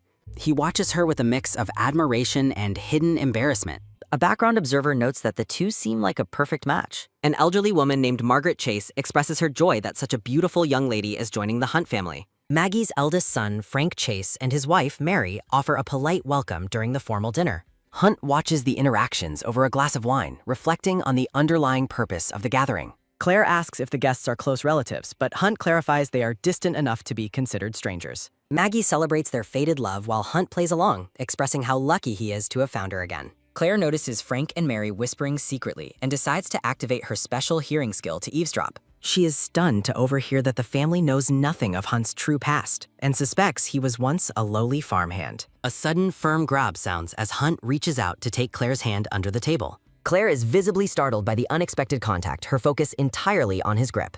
She maintains her act for the family, playfully asking why he is suddenly being so affectionate. Hunt offers a gentle smile, claiming he's simply worried that his new bride might try to run away. Claire is left momentarily breathless, her heart racing as she processes his intense gaze. Chibi Claire wonders if his incredible intuition allowed him to realize she was using a skill to spy on his relatives. Maggie jokes about Hunt being a dedicated officer who only knows how to win a girl's heart through an arrest. Claire reflects on his relentless grip as she prepares to leave the dining hall after the guests depart. A sudden, heavy slam sounds as she reaches for the door, her mind racing with questions about the family's secrets. A close-up highlights their hands, which remain tightly joined despite the private setting. Claire screams internally, questioning how much longer he intends to keep her trapped in his hold. She attempts to break the tension by politely asking if he can finally let go of her hand. Hunt maintains his serene expression, asking with feigned innocence if she needs something from him. Chibi Claire quickly dismisses her suspicions, deciding that his behavior must be a product of her own imagination.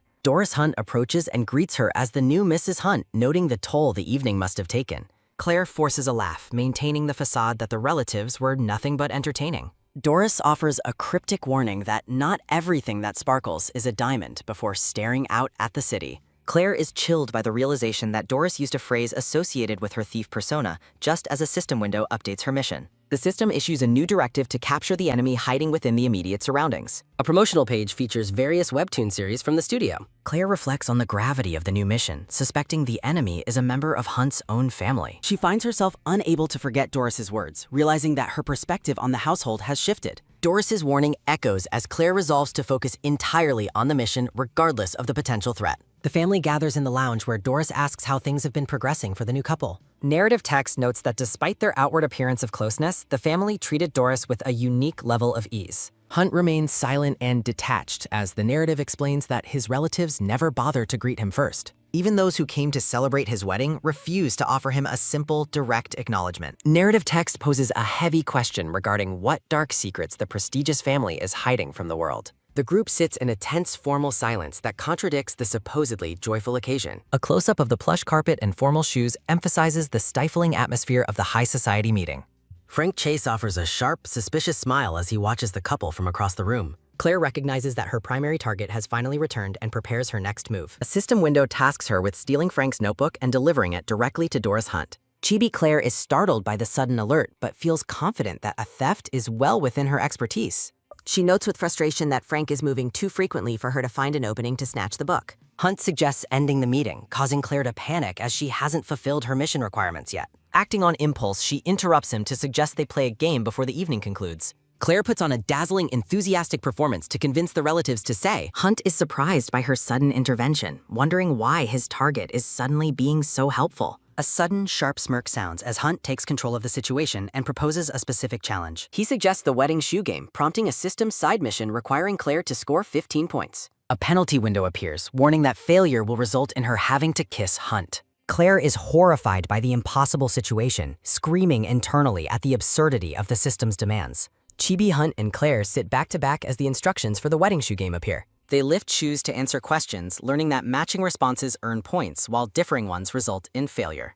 Claire stares with burning determination. Frank notes their answers are wrong again. Claire nervously questions if she can truly succeed at this performance. Maggie and Frank pose simple icebreaker questions that the couple manages to laugh off. Mary asks who confessed their feelings first, causing Claire's mind to go completely blank. Claire suspects Frank suggested the game specifically to test the consistency of their fabricated backstory. The relentless countdown adds to Claire's growing stress. Panicked Chibi Claire screams internally about the confession question. A sudden, quiet whisper sounds as someone speaks. Claire's expression turns sharply serious as she focuses. A sudden, bright chime sounds as they both lift the same shoe in unison.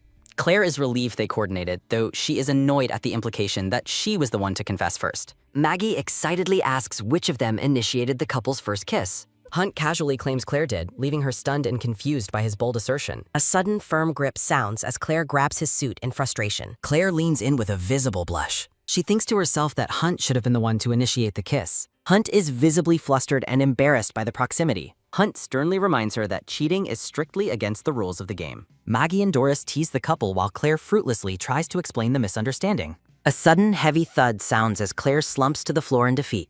Claire walks through the hallways of Hunt Tower at night, noting the failure notice and lack of new instructions. She discovers Frank sitting on the floor, looking completely intoxicated. Frank is visibly wasted and drooling in his drunken state.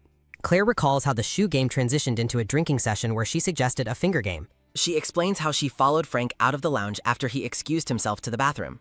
Claire approaches him alone, determined to finish her mission before Hunt sobers up. Frank recognizes her immediately, despite his condition. He mockingly references her earlier flirtatious behavior with Hunt. Frank dismisses her performance as pathetic. A sudden, powerful rustle sounds as Frank stands up with a malicious smirk, revealing he knows it's all an act. Claire's horrified, wondering if her cover has been completely blown. Frank groans as he continues to stumble. Claire ponders what secrets are being hidden from Hunt. She recalls the family whispering and acting strangely during the dinner. Claire resolves to use her skills as a phantom thief to uncover the family's secrets. A system notification confirms that she has successfully acquired Frank's notebook. She wonders what kind of information is hidden within the stolen book. The notes reveal that Frank is the primary source of malicious rumors against the Hunt family. Claire questions why Frank would be actively working against his own relatives. A sudden, heavy thud sounds as Claire racks her brain over the complex family politics. She decides she cannot ignore the information, even if it isn't her personal business. Hunt expresses deep regret, claiming he was foolish to ever trust her. Claire feels a strange, sour discomfort in the pit of her stomach.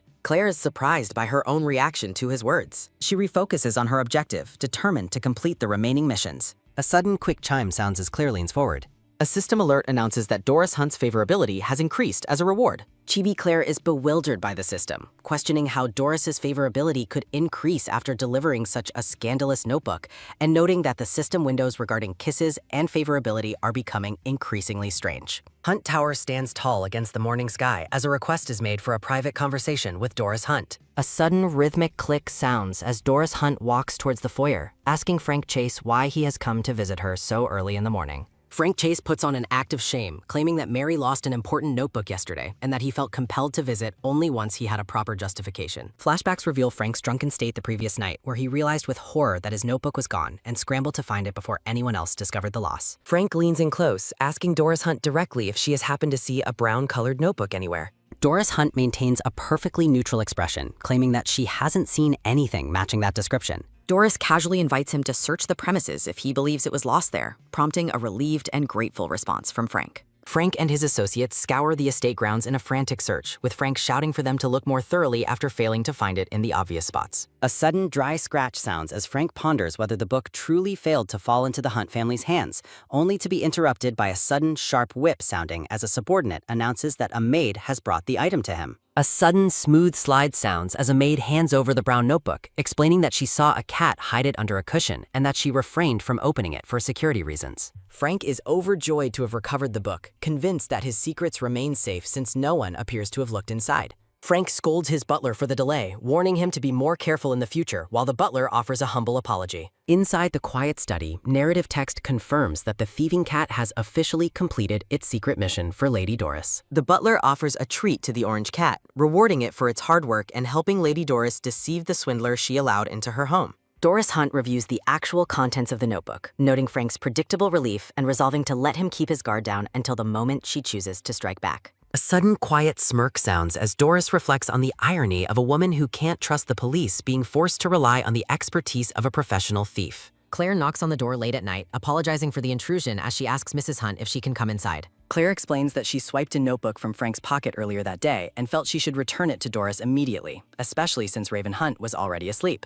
A sudden, crisp rustle sounds as Doris flips through the pages of the stolen notebook. A sudden, heavy gasp sounds as Doris processes the shocking information within, prompting her to give a sudden, firm crumple sounding as she orders Claire to deny ever seeing the book if anyone asks. Claire smiles with subtle, hidden intent. A sudden, playful chuckle sounds as Claire practices her facade, enthusiastically claiming that she has no idea what notebook Doris is talking about. Doris reflects on Claire's incredible intuition and ability to create escape routes so casually, noting that such a capable young woman is a rare find. A sudden rhythmic click sounds as Claire walks through the manor, wondering why Doris has been calling for her so frequently lately. A sudden, sharp snap sounds as Claire enters the room, playfully asking if Doris requires a partner for another card game. A sudden, smooth slide sounds as Doris presents a gift box, explaining that she has called Claire for a different purpose and that the contents belong to her. Claire gazes into the opened box. Inside is a stunning marine diamond necklace set designed by a world-renowned artist, a piece Doris claims is appropriate for a daughter-in-law of the Hunt family.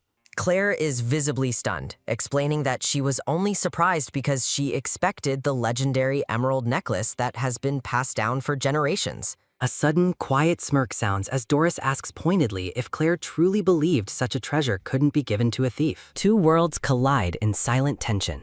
A flashback reveals Claire in her thief attire, refusing a gift and wishing peace upon Doris's deceased children while she maintained her professional distance. A realization dawns with sharp clarity. A satisfied smile graces Doris's lips. Doris observes Claire closely, noting that while facial recognition skills can hide an identity, there is no such thing as a secret that remains hidden forever. Claire laughs heartily, joking that she might have turned herself in out of guilt if she had received the emerald necklace, while Doris warns her to keep those thoughts to herself. A sudden rhythmic click sounds as they walk together, with Claire expressing relief that she no longer has to deceive Doris, leading the matriarch to formally offer her a job to help manage troubling family matters. Claire is stunned by the proposition, questioning why a prestigious family would ever want to hire a known criminal. Doris dismisses the concern, stating she knows Claire is far more than a petty thief, and pointing out that the police can only offer a limited future. Chibi Claire listens intently as Doris advises her to work hard and save money for her life as a free woman, a sentiment Claire finds hard to argue with. Doris reveals a will written during the 10 years that Raven Hunt was missing, asking what Claire thinks of its implications.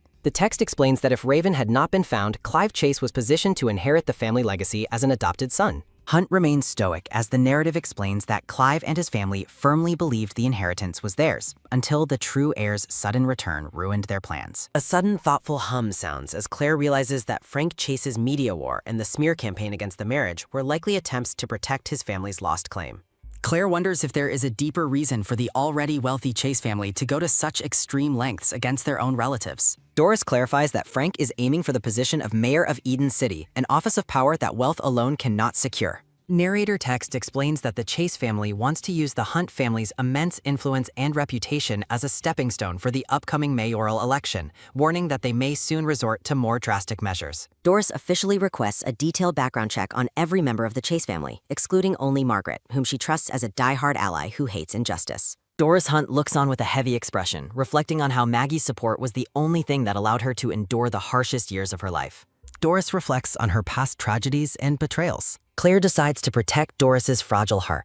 Doris gives Claire one final instruction before leaving. Doris asks Claire to stop using formal titles. Doris requests to be called by her first name, while Claire finds the assignment to investigate Doris's own family to be completely absurd. Claire wonders if Doris actually looks more comfortable than ever. Claire shares a bright and cheerful smile. Doris nods in firm, silent agreement. An unexpected problem emerges before the new mission begins. A man reviews Sergeant Miranda Wright's recent evaluation report.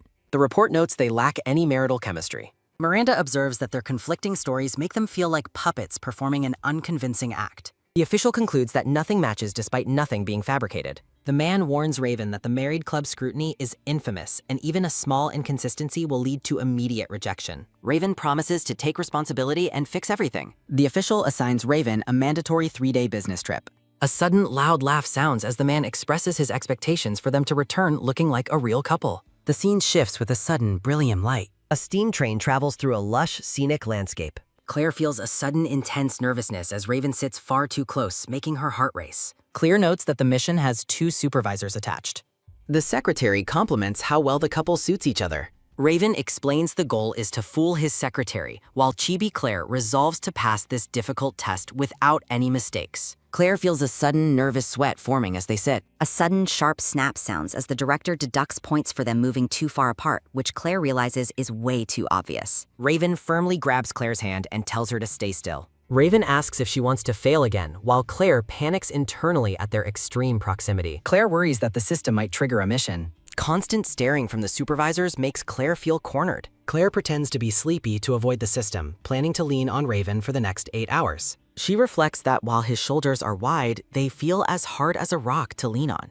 Time passes in a blur of soft light. The train reaches Oakley City Central Station. Claire wakes up startled, wondering when she fell asleep. She is confused by the handkerchief resting on her cheek. A sudden quiet chuckle sounds as the supervisors giggle and tell her to get ready, leaving Claire confused by their laughter. Raven asks if she slept well while wiping her cheek. Raven offers a handsome and surprisingly gentle smile. Claire realizes with total horror that she drooled while sleeping. The secretary announces they will head to the hotel first to allow the couple a private date, prompting Raven and Claire to agree. Claire celebrates being alone, but Raven asks if they should take them off since no one is watching. A sudden playful giggle sounds as Claire asks Raven exactly what he wants to take off. Claire teasingly asks if he means her both. Raven is visibly flustered, shouting that he only meant her gloves since she had been complaining about the heat. Claire laughs heartily at how easily Raven was embarrassed. Raven reflects on how people enjoy teasing those they lick. Raven suggests she really likes him, but Claire retorts that he is merely describing his own feelings for her.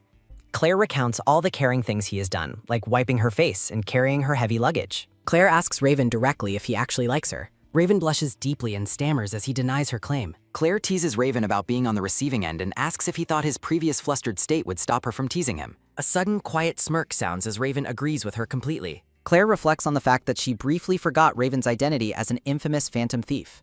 Claire turns toward the light with a radiant and carefree smile. The scene shifts to a bustling port city at Sumtep. Claire walks along the wooden deck, noting that it has been quite a while since she was last aboard a cruise ship. Claire leans against the railing, looking out over the water with a contemplative expression. She remains silent, lost in a momentary trance while staring into the distance. Claire wonders what a certain man from her past is currently doing. Narrative text explains the rendezvous incident, where a ship she boarded sank after a collision, and a man she met saved her life. A flashback shows Claire in a maid's uniform standing on a ship deck with a mysterious man. A sudden, brilliant light sounds as the memory fades back into the present. Raven approaches her on the deck of the ship as she stands by the rail. Claire mentions she was simply imagining what might happen if their current ship were to sink. Raven points out the safety equipment while reassuring her that there are no reefs or smugglers in this lake to worry about. Claire stares at him, her expression unreadable as she processes his logic. Claire asks if his caution stems from being a police officer, while Raven warns her that leaning over the railing like that is dangerous. Claire playfully asks if he would pull her out if she fell, confessing that she cannot swim. Raven suggests they move inside for the time being and offers her his hand. A sudden soft glow sounds as their hands meet. Claire laughs heartily as Raven leads her through the ship. The duo visits the onboard jazz bar to enjoy fine dining and wine.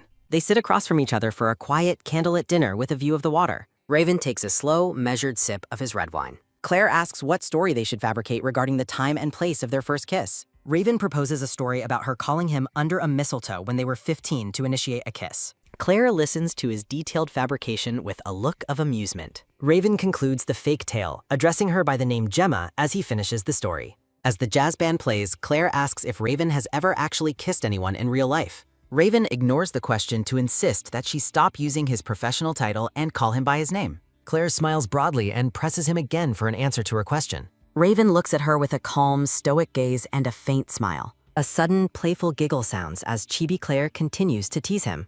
Claire's expression becomes serious as she prepares to answer her own internal question. A flashback reveals a red-haired woman kissing a man known as the Mad Dog of Hell. The red-haired woman reflects on being confused after entering the game world and leaning on him for support. Claire wonders if the man simply disappeared from existence. Chibi Claire shakes her head vigorously, deciding it is time to change the subject.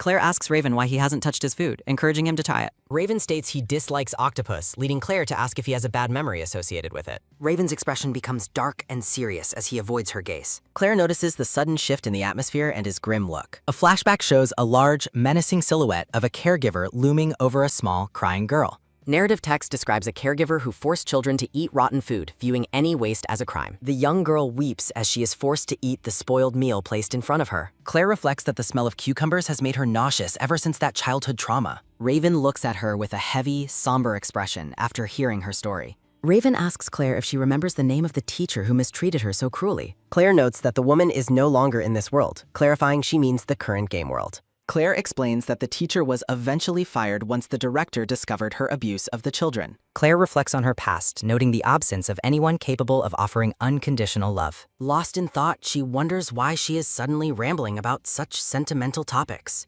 Raven breaks the silence by suggesting the solution is simply to find someone who will love her without conditions. Chibi Claire laughs off the suggestion as impossible, admitting she is slightly jealous that Raven already has such a person in his life. Raven reacts with visible awkwardness when she mentions his grandmother, prompting Claire to wonder about his strange response. Claire recalls Doris's secret plea to keep Raven in the dark regarding the ongoing Chase family investigation. She reflects on the visible affection Doris had for her grandson, which was always tempered by a strange, careful distance. Claire points out the palpable strain between them, but Raven dismisses it as a natural result of their 20-year separation. Claire asks if his career in law enforcement is the reason for the tension, suspecting Doris might disapprove. Raven remains silent as he sips his wine, which Claire immediately interprets as a confirmation of her theory. Claire insists he was naturally born for police work, though Raven seems genuinely surprised by her assessment. Narrative text recalls his reputation for ruthlessness among criminals and the fact that he was the one to arrest the Phantom Thief. Claire questions what kind of life he led before the force to understand the criminal mind with such terrifying accuracy. Raven deflects the question by asking why she has become so intensely curious about his personal history. A sudden, sharp sound echoes as Raven abruptly stands up and declares it is time for them to leave. Claire is left behind at the table, worried that her prying questions have genuinely upset him. She remains seated, wondering exactly what kind of hidden past Raven is trying so hard to protect. Raven walks away into the shadows, his expression unreadable as the distance between them grows. The scene shifts with a shimmering transition as the atmosphere on the trip begins to sour. Narrative text explains that the pair remained awkward for the rest of the journey, each distracted by their own secrets and pending penalties. During a quiet meal, Claire laments the total failure of their mission to improve their chemistry as a couple. The supervisors observe them from a nearby table, noting that their lack of progress will likely lead to another failed report. The piece is shattered by a sudden loud bang sounding that leaves Claire looking completely horrified. The male supervisor identifies the noise as a gunshot coming from the direction of the cargo hold and engine room. A sudden heavy thud sounds as a man in a tuxedo collapses into the dining car. Gasping and injured, Jackson begs the passengers to call for help as he struggles to stay conscious. Panic spreads through the room as guests rush to the wounded man, shouting in alarm at the sight of his injuries. A sudden, wet drip sounds as blood begins to pool on the floor of the train. Raven's expression turns cold as Jackson reveals that armed robbers have just stormed the train. A sudden, loud bang sounds again, accompanied by a woman's terrified scream echoing through the car. Claire realizes with dread that even her experience as a thief hasn't prepared her for a disaster of this scale. A sudden, loud bang sounds as more screams fill the air, leaving Claire frozen and unsure of how to react. Chaos erupts in the dining car as Claire panics, with another sudden, loud bang sounding in the distance. The title of the story is displayed amidst the growing tension and looming danger. A sudden, loud bang sounds as a masked gunman appears, his presence announced by a piercing scream. The robber threatens to kill the conductor unless the train is stopped immediately, but Raven calmly interrupts his demands. Raven draws his weapon and orders the intruders to drop their guns, officially identifying himself as a police officer. The masked man is caught completely off guard, wondering how the police managed to be on the train. Raven stands over several unconscious robbers as the supervisor marvels at his ability to neutralize the threat alone. Desperate, the final robber takes the conductor hostage, threatening to shoot if Raven takes another step. Raven holds his position, knowing he must wait for the perfect opening to avoid harming the innocent conductor. Claire suddenly lunges forward with an electrified weapon, shouting for Raven to move out of her way. Raven looks up in total shock as he sees Claire taking direct, aggressive action against the hostage taker. Raven shouts her name in disbelief, demanding to know what she is doing in the middle of a gunfight. A sudden, loud crackle sounds as Claire zaps the robber, declaring that she obviously came to help. Raven scolds her for her reckless behavior, while Claire stands over the incapacitated criminal with her head held high. As Raven handcuffs the suspect, Miranda explains she was monitoring Claire the entire time they were moving. Raven sighs over Claire's inability to sit still, while Chibi Claire argues that her intervention shouldn't be considered disobedience. Raven demands an explanation for why she ignored his orders to stay in the dining car. Chibi Raven looks completely stunned as Claire asks how he expected to take down an entire gang without her assistance. Chibi Claire asks if Raven took them all down already. She insists her presence provided the necessary opening for his victory. Raven asks if she was worried, and Claire defiantly admits she was. A sudden, heavy silence sounds as the supervisor monitors their progress. Raven scolds her and asks about her stolen high-tech gun. Chibi Claire claims the weapon is payment while Raven disagrees. Claire pouts while clutching the confiscated weapon. Raven reflects on her behavior before asking about Ernest's location. Chibi Claire recalls that the supervisor was standing right behind her. Ernest cowers in a corner, wondering where the rest of the group went. The scene transitions through a swirl of blue patterns. Narrative text notes their vacation became a life-or-death struggle. The setting shifts to a towering skyscraper in the city. Claire reads a headline comparing her to a legendary criminal. She finds the comparison to that man insulting. A dark screen introduces the title of a man from her past. Narrative text describes a thief known for his terrifying ferocity. A flashback shows a young man threatening her with a gun. The red-haired girl regrets never telling him her name. Claire wonders why she cannot forget the man she lost. A close-up shows the news report on the table. Raven informs Claire that Ernest knows they are not a real couple. Chibi Raven reveals that Officer Miranda passed them anyway. Claire reacts with shock as Raven offers a faint smile. A shimmering chandelier signals a shift to a new location. Guests at a wedding gossip about the groom's resemblance to his pants. They discuss rumors of the groom's life as a farmhand. Claire internally dismisses the gossiping crowd. Claire prepares to enter her wedding in a lavish dress. A sudden, soft rustle sounds from her voluminous lace skirt. Claire stands ready, clutching a bright bouquet of flowers. She silently notes that Raven is a decent actor. Raven waits at the altar in a white suit and glasses. A sudden bright shimmer sounds as Claire walks down the aisle. A sudden, sharp click sounds as the ring is placed. Raven vows to love, honor, and cherish his bride. The officiant declares it is time for the wedding kiss. Claire panics, reminding herself they had agreed to skip the kiss. A system notification orders a kiss to avoid a penalty. Claire fumes that a mission was dropped at the wedding. She realizes failure would lead to a bad ending. Claire grabs Raven, surprising him with her sudden aggression. She warns him that a bad ending affects them both. Claire's expression becomes determined as she leans forward. Claire kisses Raven at the altar in front of everyone. A sudden, warm glow sounds as the unexpected penalty concludes. The guests react with total shock at the scene. The couple dances at the reception amidst the chaotic atmosphere. Claire realizes his lips feel exactly like the man's from her past. The scene lingers on their faces as they pull apart. Shifting light transitions the scene. Claire ponders if all kisses feel identical. She wonders how Raven stays so calm. Their eyes meet while dancing together. Raven asks about her impulsive kiss, making Claire realize he was actually shaken. He dismisses the kiss as a necessary part of the mission. Claire reacts with a blushing, surprised expression. Raven begins to speak as she watches. He hopes for her diligence on the next task, while Claire suspects he is being sarcastic. Claire realizes Raven is nothing like the man she loved. The pair begins searching for their target. Festive food and drinks line the table. Their target, Doug Graves, appears in sight.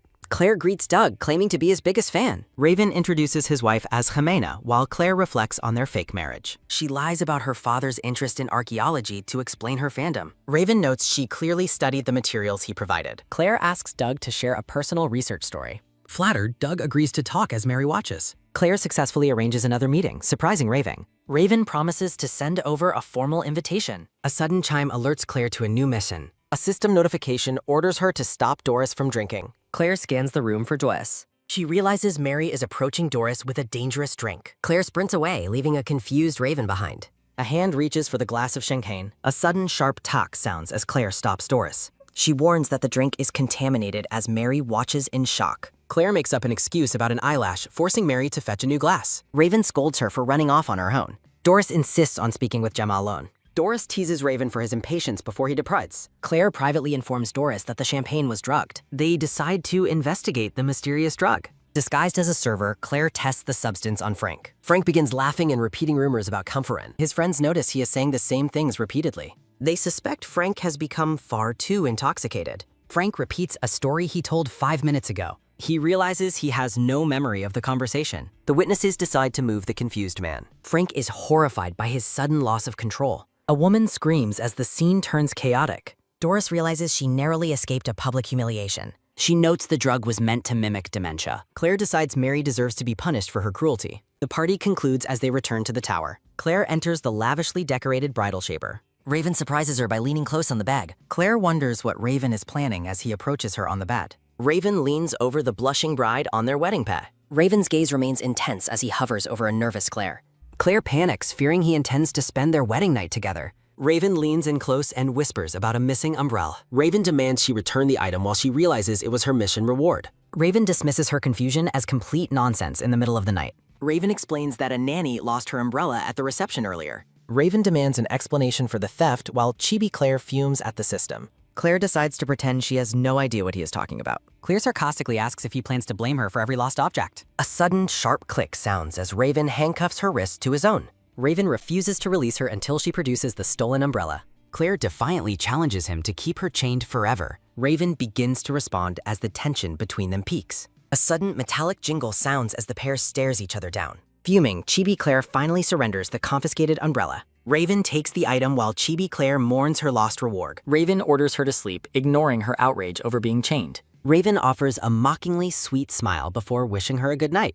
Claire is consumed by rage at being treated like a common criminal. Claire laments the lack of romance on her first night as a bride. Claire glares at the sleeping man, vowing revenge for his behavior. Narrative text contrasts Claire's struggle with Frank Chase's growing scandal. A newspaper reports on Mayor Frank Chase's disgraceful public behavior. Narrative text notes the mayor's actions are now being heavily scrutinized. Frank Chase appears unstable and dazed as his reputation crumbles. Reports of the mayor's erratic behavior lead to public rumors of dementia. People begin to debate if Frank is truly fit to lead the city. Frank is outraged that his career is being threatened after just one day. Internal thoughts reveal that Doris was the original intended victim of the rumors. Frank looks haunted as he realizes his plan has backfired completely. A mosaic of various characters transitions the scene to the next morning. Mary recalls the moment Claire supposedly threw away the drugged champagne. Mary fears that Claire intentionally swapped the drinks at the wedding party. Frank's associates discuss the discovery that his marriage is a total sham. Frank orders an associate to meet with the woman to resolve the problem. A dark screen introduces the title of the next chapter.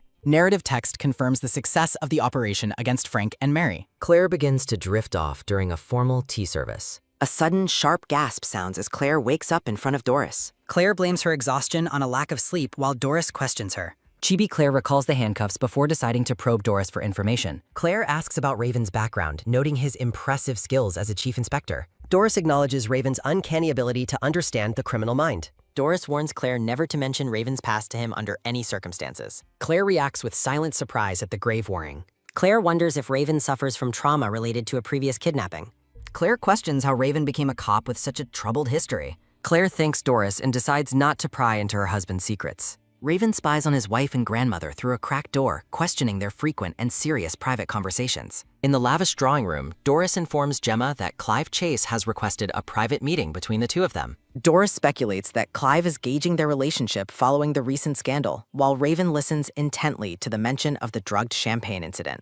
The tension is broken by a sudden, heavy stomp sounding as Raven bursts into the room to confront them. Raven demands to know if they are plotting a dangerous operation behind his back, making Gemma stammer in surprise. Doris calmly dismisses his outburst, telling him he has bothered the new bride enough while she sips her tea. She fixes Raven with a steady gaze and insists that they discuss the matter privately. Narrative text warns that a metaphorical time bomb within the Hunt family is finally reaching its breaking point today. Doris admits she had been keeping secrets about the malicious rumors surrounding their family. Raven is visibly frustrated, asking why he was not informed about the Chase family schemes much sooner. Doris explains her silence was intended to allow him to focus entirely on his duties as a police officer. Raven vows to prioritize family matters from now on, unaware of the deep history behind Doris's choices. Doris recalls a past confrontation where her own words made it impossible to demand Raven fulfill his duties as the head of the family. While smoking her pipe, Doris warns him that Gemma could still betray them despite her current cooperation. She tells Raven to trust her intuition regarding the girl, leaving him stunned by her conviction. A sudden, firm click sounds as Doris steps forward, declaring that this particular conflict is her fight to handle alone. She orders him to go out and focus on his own responsibilities, leaving him standing in her shadow.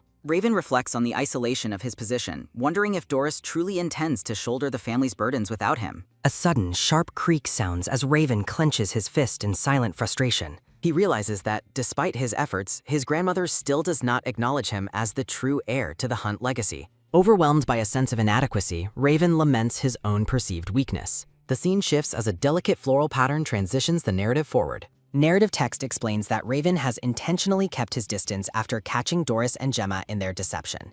A bright, shimmering flash signals a change in time and location. The sun shines over a busy city street where a high-end establishment stands. A sudden, light tap sounds as a gloved hand strikes the table, signaling a cold and professional atmosphere. Gemma sits in an elegant black dress and hat, greeted by the unexpected arrival of Clive Chase. Clive offers a polite but superficial smile, suggesting she should have ordered a drink while she waited for him. Gemma is internally shocked that Clive Chase reached out to meet with her specifically. She remains poised and guarded as she evaluates the man sitting across from her. Clive maintains an air of superiority, clarifying that he did not bring her there to receive a formal report. Clive suspects her involvement in his father's public humiliation, recalling the elusive skills of the phantom thief Crow. A sudden quick rustle sounds as Clive leans back, claiming it is his job to listen to the struggles of his undercover agents. He asks Gemma directly if she has encountered any particular difficulties while living with the Hunts. Gemma realizes he is digging for information, but she is confident in the cover story she and Doris prepared earlier. A sudden, loud thud sounds as Gemma slams her hands down, loudly complaining about how Doris discovered her fake identity. Clive watches her carefully, noting her intense anger and the feeling of being constantly watched by the Hunt family. She continues her performance, acting as though she is suffering under the Hunt's scrutiny just to help the investigation. A sudden, soft squeak sounds as Clive shifts, convinced that Gemma's resentment is genuine and that she is not loyal to Doris. Clive smirks, privately deciding that if she is not Doris's lapdog, he can turn her into his own. Narrative text reveals the Investigation Bureau's long-term surveillance of the Hunts and the threat of Gemma being arrested again. Clive leans forward with a dark smile and proposes that they join forces against the Hunt family. Chibi Clive dismisses her feigned indifference and offers her a full pardon and financial compensation in exchange for her help. Chibi Gemma immediately accepts the offer once money is mentioned, making Chibi Clive question her lack of integrity. Clive expresses his reliance on her, while Gemma privately dreads the complications of becoming a double agent. Gemma recalls the moment Clive nearly shot her and vows to use this opportunity to get her revenge. She prepares to turn the tables on him, determined to show him what a real betrayal feels like. A sudden bright chime sounds as a system notification confirms Gemma has successfully become a double agent against Clive Chase. The title card introduces the 25th chapter of the story. The next day, in an awkward atmosphere, the Hunts welcome the Graves couple into their household to further their mission. Professor Graves expresses his honor at the invitation. Raven welcomes them while Claire mentions Chiba Island. Narration introduces the vanished Chiba Island civilization. The professor describes surviving an excavation attempt. Flashback reveals Jimena saved him as an interpreter. Jimena praises love as Claire questions their devotion. Claire feigns excitement about visiting the island. Claire shows intense determination to succeed. Jimena warns about underdeveloped conditions as Claire boasts. Jimena reacts with surprise to Claire's cram. Raven offers a subtle, pleasant smile. Flashback shows Raven and Claire playing archaeologist. Raven remembers her spirit while Claire doubts her. Claire wonders if she is overthinking the operation. A sharp turn signifies Claire refocusing on her mission. Graves challenges Raven to prove his daring spirit. Raven accepts as Claire celebrates their progress. Jimena remains silent and deeply thoughtful. Jimena finds the supposedly haughty girl interesting. Doris watches Claire with an ominous, chilling expectation. Sunlight glares as cicadas buzz at Vista Canyon. A spade strikes the ground with a firm thud. Claire laments only finding rocks in the dirt. Exhausted, Claire recalls Clive Chase's absurd theft order. A chime sounds as the system issues a mission. The genius brew promises temporary brilliance with warnings. Claire screams at the ridiculous and rare ingredients. Doris conveniently provides a box of needed items. Despite her success, Claire feels deeply uneasy. Claire laments being a slave to the system. A sudden, gentle tap startles the biggin girl. Raven kindly suggests that she take a break. Claire wonders if Raven is actually worried. Claire glances back and tells Raven to rest. Raven offers her ice cream with a boss. Claire stares at the cold treat in surprise. She thanks him, deciding to accept his kindness. The professor couple whispers gossip about the pair. Claire smirks, curious about their secret conversation. Graves and Jimena compare the couple to animals. Jimena describes her agile and wild nature. Claire fumes at being categorized like an animal. Jimena decides they pass her personal evaluation. Claire hopes their story reaches the right ears. A mosaic of various characters transitions the scene. Narrative text confirms they joined the married club. Frustrating silence follows as days pass in Eden. 2 months pass without contact from their targets. Raven strikes the table with a sudden thud. Raven announces his assignment to a drug case. Raven mentions a drug case confirmed 6 weeks ago. Claire asks about the devil's elixir. The drug reportedly turns people into geniuses. Claire realizes the potion is spreading rapidly. She suspects it is her own genius brew. Doris notices the exact similarity as well. Narrative text warns against accepting red potions. Raven remains focused on his investigation. Claire prepares to tell Raven the truth. Claire admits to creating the mysterious drug. She frantically explains they are not masterminds. Doris compares the drug to a gift lighter. Raven confirms the brew has no side effects. Claire fumes at her brew being mislabeled. Claire joins them to plan their next move. They agree to investigate the drug's distribution. Claire vows to make Clive Chase pay. A sudden, bright chime sounds as the system grants her target marker spray. A silver spray can appears as an item. Claire questions the purpose of the more item. She realizes there is no step-by-step quest. Chibi Claire navigates a complex system search for answers. Claire focuses on a potential lead involving hair. Claire finds a way to clear the mission. A determined look enters Claire's eyes. Doris declares the current fight is hers alone. Raven insists that her fight is his too. Dark memories of past enemies resurface. Enemies target the legacy of the Hunt family. Raven contemplates the burden of his lineage. Doris offers Raven freedom from the family feud. Doris waits for her grandson's response. Raven reflects on his path to freedom. Raven tells Doris she misunderstands his intentions. He admits his own feelings of deep hypocrisy. Raven accepts the label of a hypocrite. Raven recalls his parents' sacrifice to save him. He vows never to abandon the family. A sudden, loud bang sounds as Doris slams her hands on the table, refuting his words. Raven believes his own atonement was fraudulent.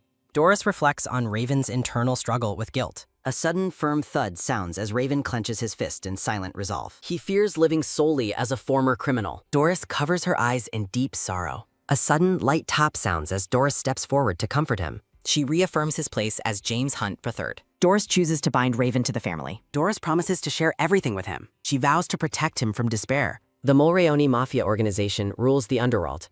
Shadowy producers remain hidden and mysterious. Mafia connections protect their corrupt leaders. The Mafia head sits in darkness. Narrative text lists genius brew ingredients while Gemma explains that spraying the item on hair will make a marker appear. The brown-haired woman explains she was asked to donate hair for wigs. Narrative text confirms the team met the collector at the rendezvous point. They secretly tail the collector who picked up the hair. Hiding behind flowers, Raven confirms they have found the correct location. Gemma wonders if the ordinary-looking restaurant is actually a mafia base, sensing a gloomy atmosphere. Narrative text details the Mulroney family's horrific revenge against the prosecutor James Hunt II. Since that tragedy, everyone avoids the Mulroney family. Despite the danger, Raven refuses to hide from the enemies of his family. Gemma looks at Raven and thinks his current disguise resembles someone she knows. Chibi Raven tells her to stay focused on the restaurant, as she is the only one who can see the marker. Gemma notes that the target marker spray came from a devil, asking why a devil would order Raven to fight villains or give a potion to Chase. Gemma claims it makes no sense for the devil to help a villain beat her, privately deciding the world exists for her sake. Raven asks Gemma if she truly sees herself as a villain, while she reflects on her role as a phantom thief. Gemma stares back in stunned silence. Raven leans closer to ask if Gemma ever feels like a hypocrite. Gemma remains silent and deeply thoughtful. A sudden, sharp gasp sounds as Raven panics, frantically explaining he did not mean to accuse her of being a hypocrite. A sudden, loud shout sounds as Gemma admits she was scared he read her mind, leaving Raven bewildered. Gemma confesses that she already has moments where she feels like a hypocrite. She explains that playing the lady of the Hunt family while being a criminal feels like sitting on a bed of hedgehogs. Chibi Raven smiles at the hedgehog comparison, and Chibi Gemma is glad she kept the mood light.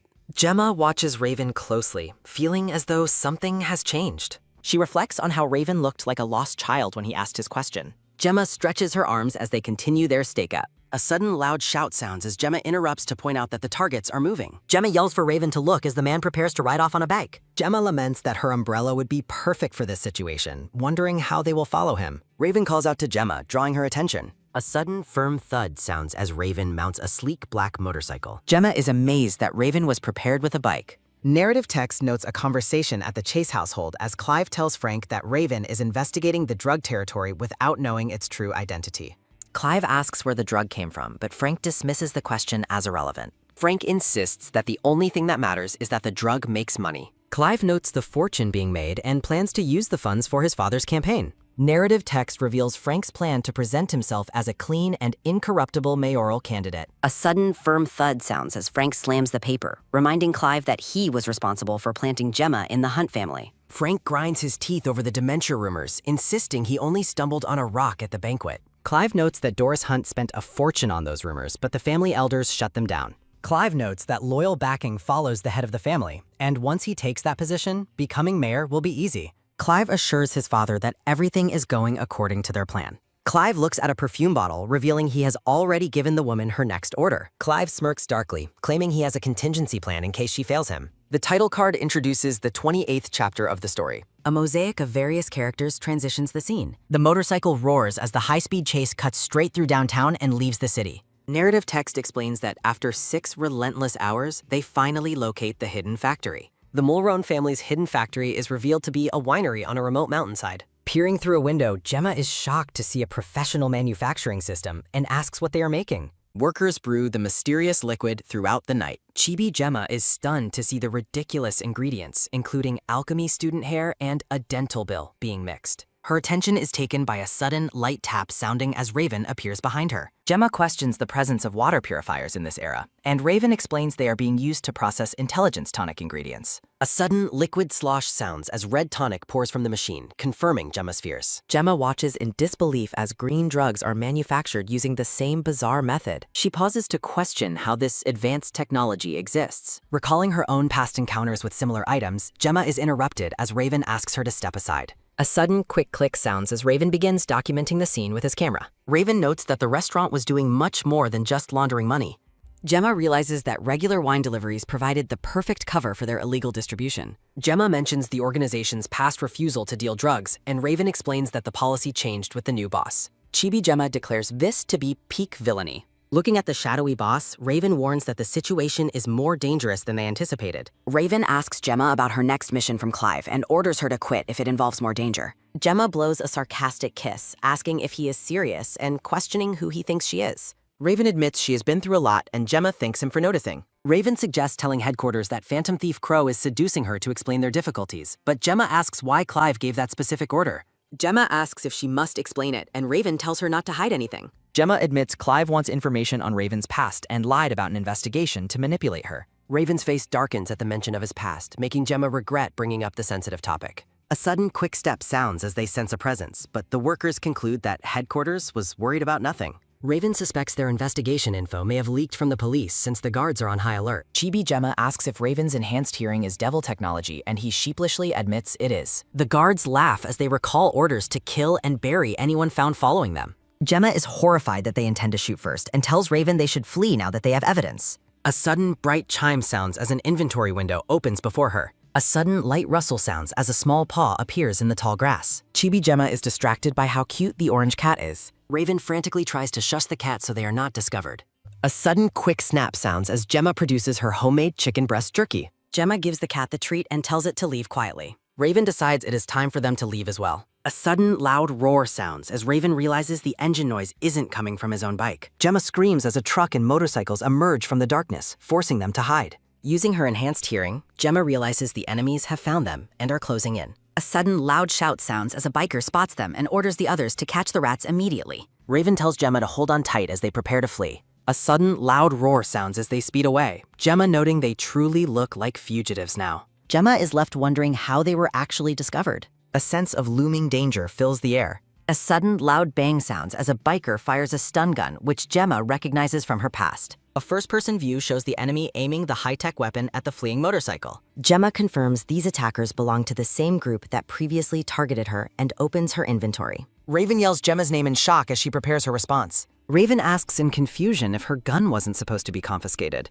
Gemma smiles mischievously, asking him if he really thought she didn't have a spare. Gemma claims the urgency of the situation means she doesn't need prior approval to act. Gemma takes his silence as a sign that he agrees with her plan. A sudden crackling zap sounds as a biker is taken out by her overpowered stun gun. Raven tells Gemma to grip tightly while she reacts with total confusion. A sudden sharp click sounds as Gemma panics over Raven's seemingly suicidal driving maneuver. A sudden screeching skid sounds while she marvels at how he possesses yet another unexpected skill. She reflects on how her heart nearly stopped while noting they successfully lost most pursuers. A sudden, loud roar sounds as persistent bikers continue their chase to protect their drug trade. She believes they have found safety until a massive truck suddenly blocks their escape route. A sudden screeching skid sounds as they head straight toward a certain crash with a trailer. Two bikers watch the impending collision in stunned silence. A sudden, loud roar sounds as the motorcycle incredibly leaps over the massive obstacle. An enemy curses the trailer for blocking their own path instead of the target's. A sudden, firm thud sounds as she realizes Raven coordinated the roadblock with his fellow officers.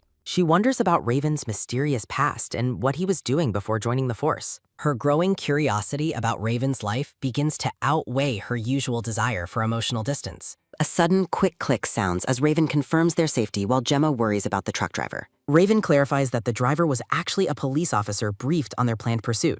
Raven teases her for finally looking scared while she remains amazed by his impossible calm. Raven jokingly claims her screams were more frightening than being chased by armed gunmen. A tired sigh escapes her as she reflects on the exhausting events of the night. A gentle hand reaches out to offer support. A sudden light tap sounds as Raven reaches out to offer a comforting gesture. Raven offers warm praise for her efforts, making her heart flutter at his sudden kindness. The police successfully raid the facility, aided by the weakened state of the gang members. Simultaneous raids secure evidence across the city, though the primary leaders manage to escape. The narrator reflects on the grim reality of leaked information within the department. A sudden, firm step sounds as Raven accepts that catching the ringleaders was unlikely tonight.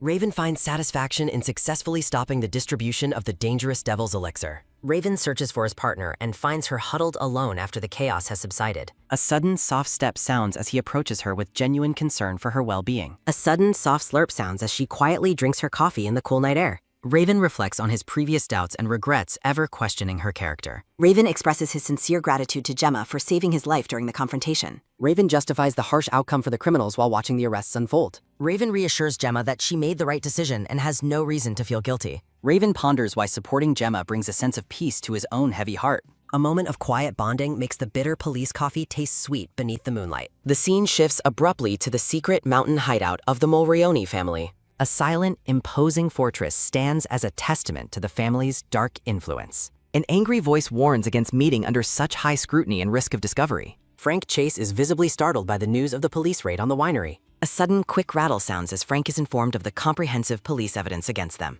The ruthless new head of the family, Michele Mulroney, reveals his true identity. Michele Mulroney reaffirms his intent to keep their corrupt partnership strictly professional. Frank explodes in anger over the sudden and complete failure of their hidden operation. Michelle dismisses the failure as divine intervention, while Frank fears a potential betrayal. Frank panics about his political career, while Michelle begins to outline a new proposal. Michelle demands that Frank uses political power to provide them with a safe haven. Frank reluctantly agrees to help the mafia escape justice using his influence in the judiciary. Michelle smugly waits for the details of Frank's corrupt plan to unfold. Michele Mulroney orders the kidnapping of Doris Hunt, suggesting it would be better if she died, as she is Raven's only weakness. Frank Chase is stunned as Michelle reveals that Inspector Raven Hunt is actually James Hunt III. A sudden, bright chime sounds as a mission window appears, ordering Gemma to find proof of the Chase family's drug ties.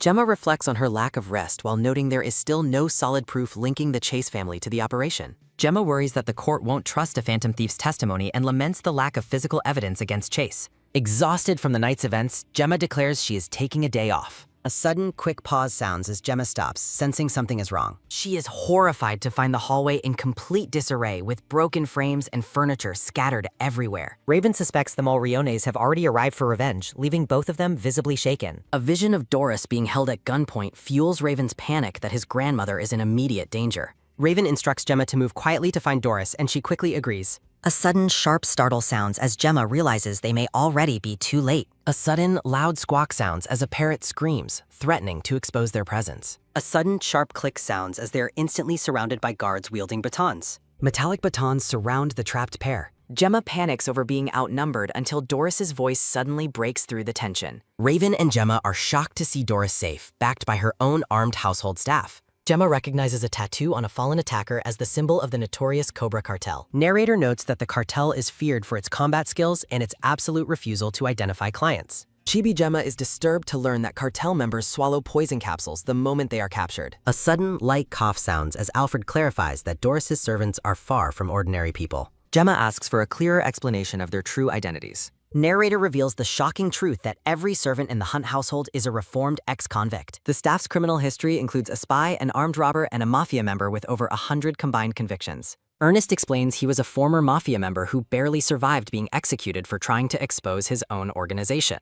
Ernest credits Lady Hunt for saving him from a life sentence and allowing him to start a new life. Gemma is stunned to learn Ernest was from the Mulroney family and marvels at Dora's hiring a rival's former secretary. Doris explains the family creed of fighting crime itself and believing that even those who have seen evil can choose good. Chibi Gemma finally understands why Doris was so willing to hire her in the first place. Doris places a comforting hand on Gemma and promises that the Hunt family will protect her secrets. Doris introduces Gemma to the servants as the legendary jewel thief, the Crow. The servants react with comical shock, while Gemma wonders if it's ideal to be served by thieves. Doris tells the staff to blame Raven for the fake marriage, leaving the servants feeling cheated of a romance. A sudden soft whimper sounds as Ernest pulls Raven aside for an urgent private conversation. Ernest reveals that the Cobra Cartel's true mission was a targeted hit on Lady Doris. Gemma reflects on the timing of the attack and suspects the Mulroneys acted far too quickly. Raven clenches his fist, realizing the attack was a direct threat, confirming they know his real identity. Raven determines that they cannot simply let this attack go unpunished.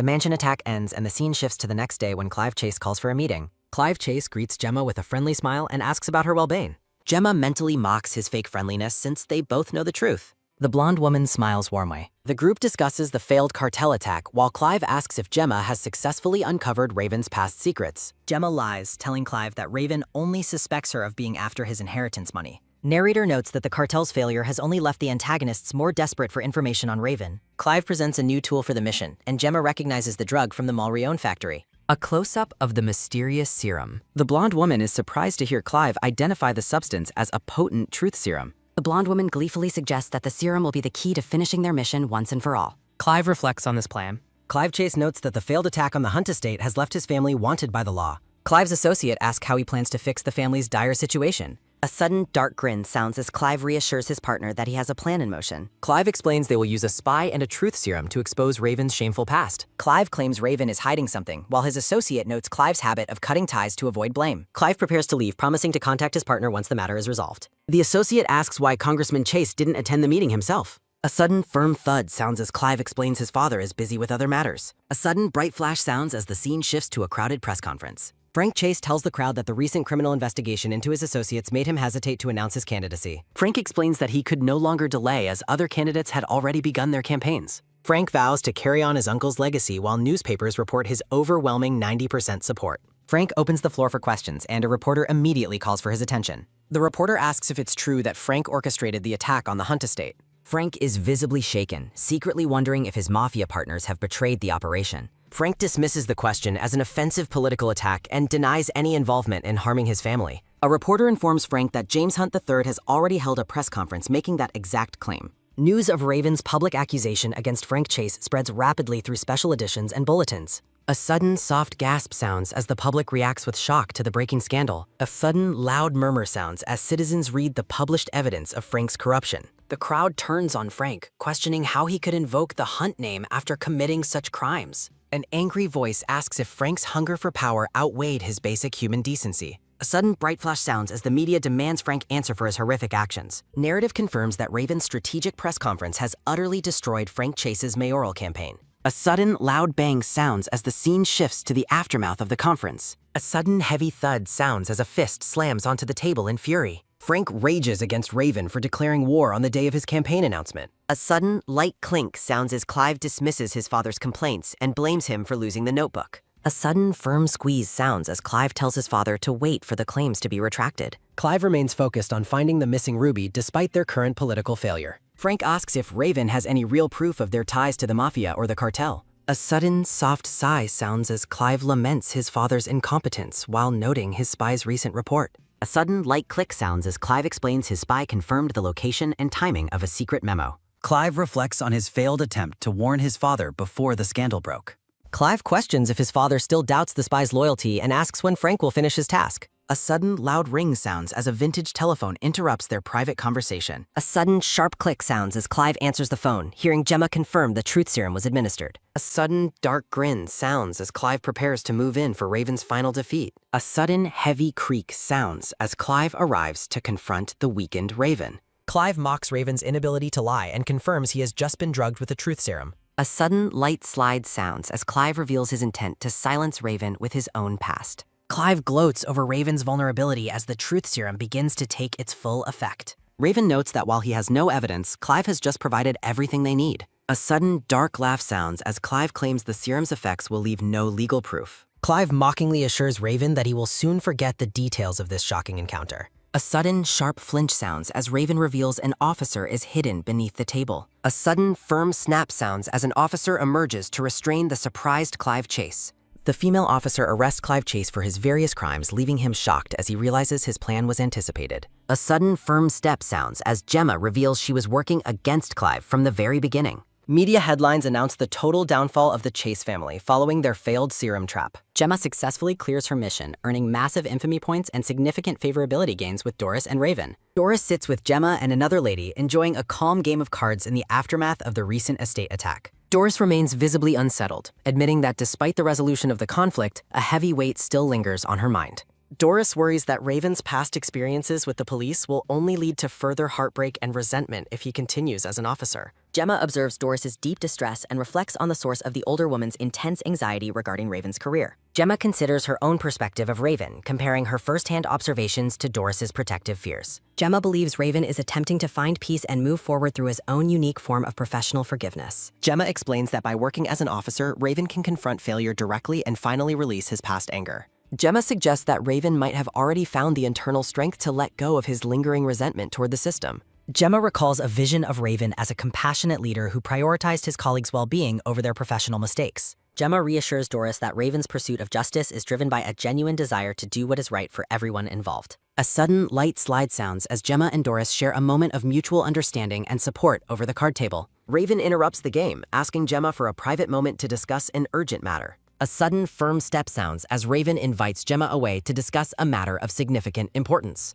Raven and Gemma stand together as he prepares to make a surprising and unexpected proposal for their next move. Raven suggests a Christmas trip to the beach, catching Gemma off guard with a sudden and uncharacteristic invitation. Raven clarifies that the trip is technically an extension of their ongoing mission, with the staff accompanying them for security. The scene shifts to a festive holiday crowd gathered at a brightly decorated Christmas venue near the coastline. A sudden, sharp splash sounds as the cold ocean water rhythmically hits the sandy shore. A sudden, soft swoosh sounds as Gemma finds the ocean view refreshing, though Raven mocks her fear of falling into the water. Gemma gazes at the horizon, noting that the vast sea reminds her of the feeling she had for her first love. Raven is skeptical of her claim, reminding Gemma that she previously insisted she had never dated anyone in her life. Gemma clarifies that her first love was more of a fleeting emotional connection than a formal, long-term relationship. Gemma boldly declares her desire to date someone who isn't her current husband, much to Raven's clear annoyance. Raven dismisses her comment as nonsense, while chibi Gemma remains stubborn about her hypothetical dating life.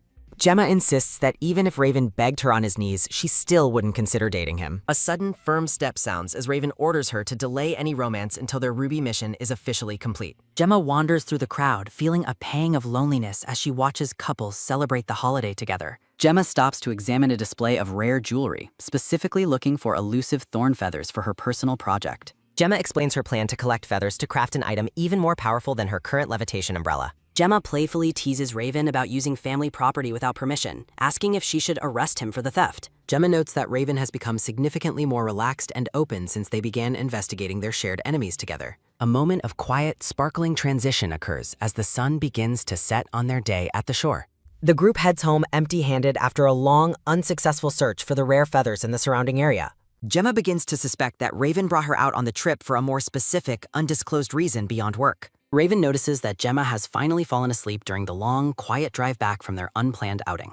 A sudden, loud honk sounds as the driver panics, shouting about a car that is blocking their path. A sudden, bright flash sounds as a pair of blinding headlights approach during the impending high-speed collision. Gemma is jolted awake by the sudden chaos as the car veers wildly out of control on the snowy road. A sudden, sharp shout sounds as the driver realizes they are moments away from a violent impact. A sudden, heavy crunch sounds as the vehicle collides with a massive tree in the middle of the dark woods. A sudden, soft gasp sounds as Gemma struggles to regain her consciousness after the violent, disorienting impact. A moment of dark, heavy silence follows the aftermath of the accident as the snow continues to fall. Gemma wakes up in a cold, dark room, completely disoriented and wondering where she has been taken. A sudden light clink sounds as Raven checks on Gemma, relieved to find that she is finally awake. Gemma is horrified to see Raven bleeding from a severe head wound, realizing he is far more injured than she is. Gemma expresses her deep concern for Raven's safety as she notices the extent of his physical injuries. A sudden sharp rattle sounds as Gemma finds herself in handcuffs, realizing they have been kidnapped by their enemies. A sudden sharp chime sounds as a status window appears, issuing an emergency mission to prevent Raven's imminent death. Gemma realizes the dire stakes of the situation as the system confirms that Raven's life is in immediate danger. A sudden soft gasp sounds as Gemma views the extent of Raven's life-threatening injuries. A system window appears, mandating that Gemma prevent Raven's imminent death. Gemma remains frozen in fear, wondering if the legendary hunt could actually die here. Gemma realizes she must proceed with the mission to escape her current predicament. A sudden sharp chime sounds as a warning window threatens an immediate game over if she fails. Gemma apologizes for her outburst while privately reflecting on a strange sense of loss. Raven informs Gemma that their companions are likely held in a separate location. Narrative shifts, confirming that the rest of their group has been separated from them. A sudden light crackle sounds as Ernest and Miranda huddle by a roadside fire. Ernest questions Miranda's harsh attitude toward the current kidnapping victims. Miranda argues that as a police officer, Raven bears the weight of professional responsibility for this failure. A sudden light pop sounds as Miranda expresses her desire to see Raven disciplined for his mistakes. Miranda explains that a woman must become tough and twisted to survive in the police department. Ernest offers unexpected praise for Miranda's hard work, leaving her momentarily stunned. Miranda reveals that her current high-stakes assignment was originally intended for a male officer. Memory confirms Raven specifically chose Miranda for her skills, proving he does not discriminate. Miranda masks her gratitude with a renewed vow to see Raven yelled at by the director. Ernest realizes that Miranda's prickly and irritable exterior hides a truly warm personality. A sudden loud vroom sounds as a vehicle approaches the stranded and freezing pair. A sudden sharp screech sounds as the officers force a yellow car to stop in the snow. Ernest is shocked to find Alfred behind the wheel of the intercepted vehicle. A sudden long screech sounds as the yellow car finally comes to a complete halt. A sudden firm step sounds as a mystery man approaches the captive pair. The sound of rhythmic footsteps grows louder as the man nears his target. Michelle Maloney introduces himself, mockingly greeting the famous Inspector Raven Hunt. Michelle claims he wishes to clear up a long-standing family misunderstanding regarding his past crimes. Michelle dismisses Raven's search for revenge, while Raven insists he is simply fighting crime as an officer. Raven grows suspicious of Michelle's lingering gaze toward the bound and vulnerable Gemma. Raven realizes Michelle is targeting Gemma and vows to prevent her from getting hurt. A sudden light click sounds as Gemma works desperately to free her hands from her restraints. Michelle mentions his own late wife, using Gemma's life as leverage to initiate a dark reunion. A sudden sharp rattle sounds as the locking mechanism is finally bypassed. Michelle promises Raven can return home with his wife if he cooperates with their escape. Michelle demands the manhunt end and all previous charges be pinned on Frank Chase. Raven remains silent, listening as the dire conditions of his release are dictated. A sudden heavy click sounds as Michelle cocks a gun against Gemma's head to emphasize his threat. Raven scoffs at the term beloved wife, revealing that Frank Chase already exposed their fake identity. Michelle argues that Gemma's value as a hostage remains high regardless of their relationship status. Raven laughs, openly questioning if the villain truly believes Gemma is an innocent victim. Raven identifies Gemma as the infamous crow thief, much to Michelle's visible shock. Gemma rages at Raven for exposing her secret identity and ruining her planned ambush. A sudden sharp shout sounds as Michelle orders his men to immediately untie the legendary thief. A sudden soft smack sounds as Michelle kneels and kisses Gemma's hand, revealing himself as a fan. Gemma laughs at the absurdity of a kidnapper having an avid fangirl reaction to her identity. Gemma decides to play along with the fan treatment to find a better opening to escape. Michelle compliments Gemma's name, finding it fitting for a high-profile villain of her caliber. Michelle offers to escort Gemma to a more comfortable and refined location nearby. Michelle leads Gemma away while she looks back to ensure Raven is following their plan. Raven is disgusted by the absurd conversation, while Gemma feigns being deeply touched by the villain's praise. Michelle offers to kill Raven immediately if Gemma wishes to be rid of her husband. Raven looks down thoughtfully, deciding that killing the villain now would be a waste of a potential lead. Raven notes that while Michelle's personality is rotten, his face is quite handsome, but his thoughts are interrupted when Gemma suddenly reaches out to touch him. As she leans in dangerously close, a stunned Raven wonders if she truly intends to kiss him in the middle of a kidnapping. Raven pulls away slightly, questioning if Gemma has some hidden motive for her sudden intimacy. Gemma firmly grips his chin, telling him she has no ulterior plans and to simply stay still. Gemma promises a reward if Raven remains obedient and accepts the kiss. Raven can only stare in mute shock at her bold and unexpected demand. A sudden sharp tug sounds as Gemma pulls Raven close, ignoring his attempt to delay.